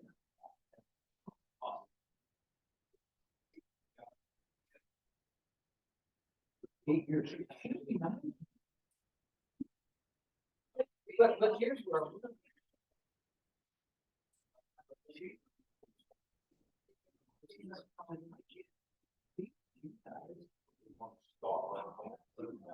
You 24 hours a day. To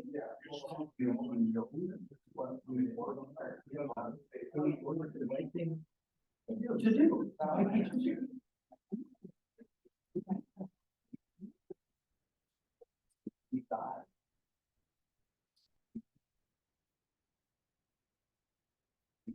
Funny story about this.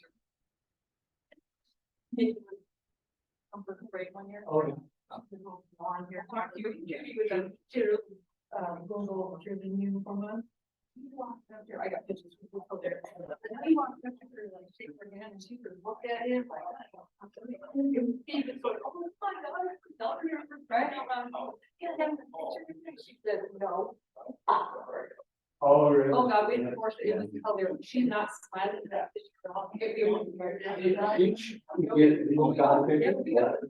Your mom's terrible. Oh, that is. That's how she, yeah, she's still the same way. She's like, man, you told me to be man. Talking about pictures, so. This is. We went to college. Oh, yeah. Yeah, I've known this since. He grew up in Arthur, which is western. And the issue, we were in student body, but together, actually, he had our student body president.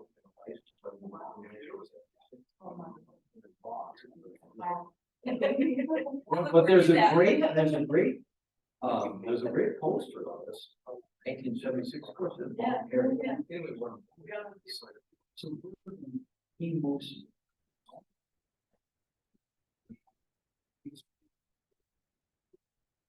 So we want to if you have 80 blacks in the so we're yeah, it's a deep walk by this nice family, mom and dad.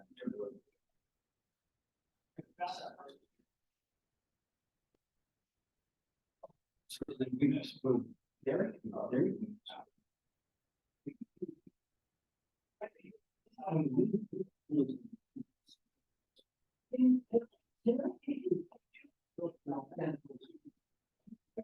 Well, yeah, you know, anything.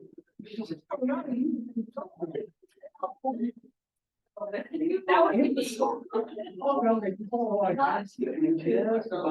would be me. That would be me.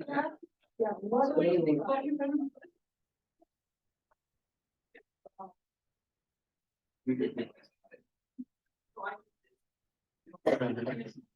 It's a long shot. No, Hey, you know what? I think he's done well. I mean, the first one. Well, in that first one, he was day after. His Achilles tendon. That's what he. Yeah, he's still. Yeah, so he told me this.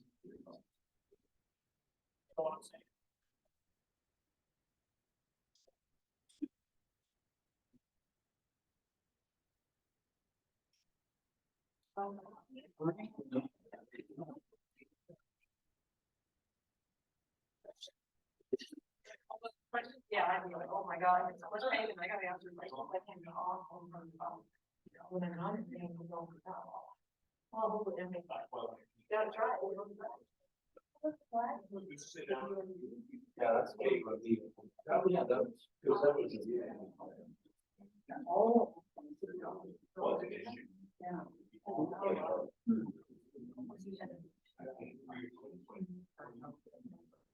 The last meeting, yeah, she's the whole thing, and we were through, and then. And he said, oh, you know, you wouldn't have to do that tonight, you got somebody else. Remember that? Yeah, remember this gal that came, she looked like she should go out because the water was closed. She began from. I don't know. Yeah, well, she was recording. That, the other thing that she's selling to, like.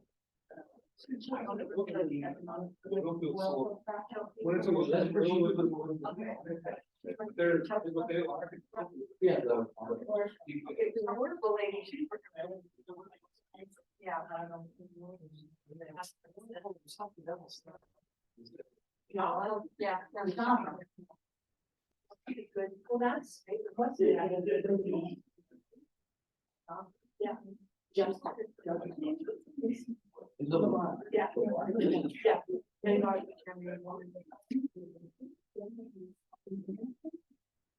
Yeah. Oh, yeah.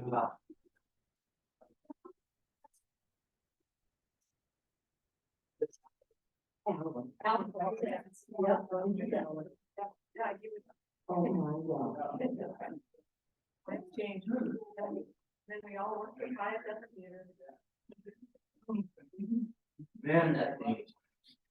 We had a meeting over there a couple weeks ago. Shop bank had- Had been in since the new seats.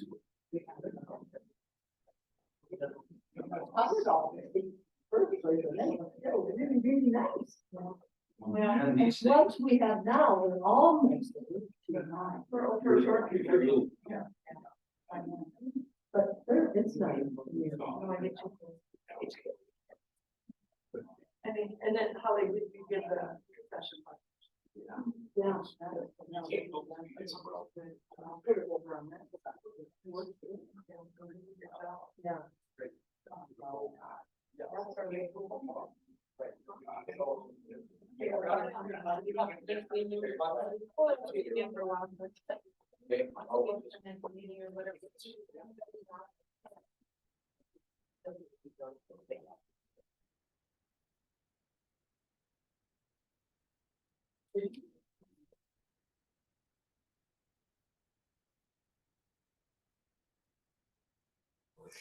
Oh, they're getting in session.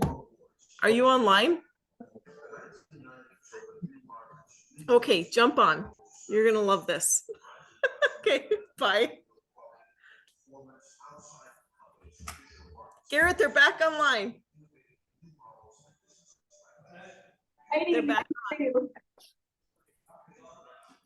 No, their special session is offline. That's why Wendy said they all stuck around.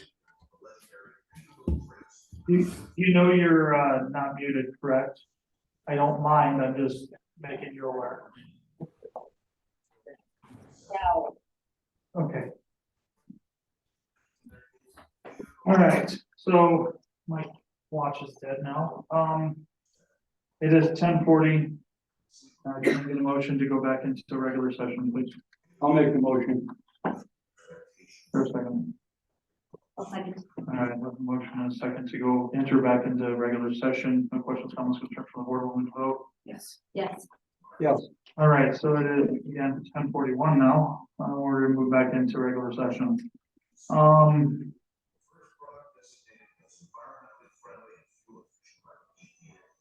Regarding the executive session.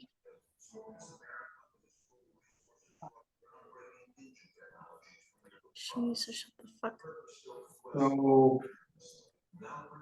Is there?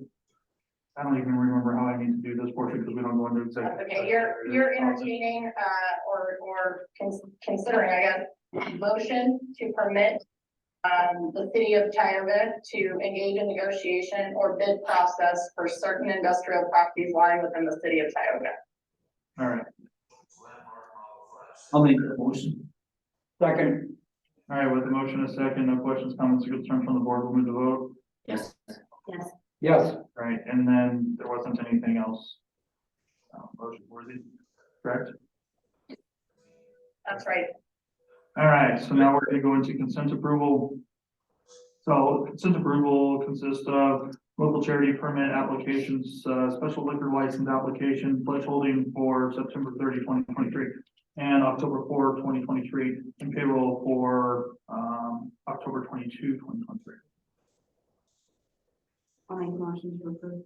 Second. All right, with the motion in a second, no questions, comments, or concerns from the board, we'll move to vote. Yes. Yes. Yes. All right, is there a motion to end the meeting? I'll make the motion. Second. All right, with the motion in a second to adjourn the meeting, no questions, comments, or concerns from the board? Yes. To the vote. Yeah. Yes. All right, this meeting is adjourned at 10:43. How do you take me off speaker quick?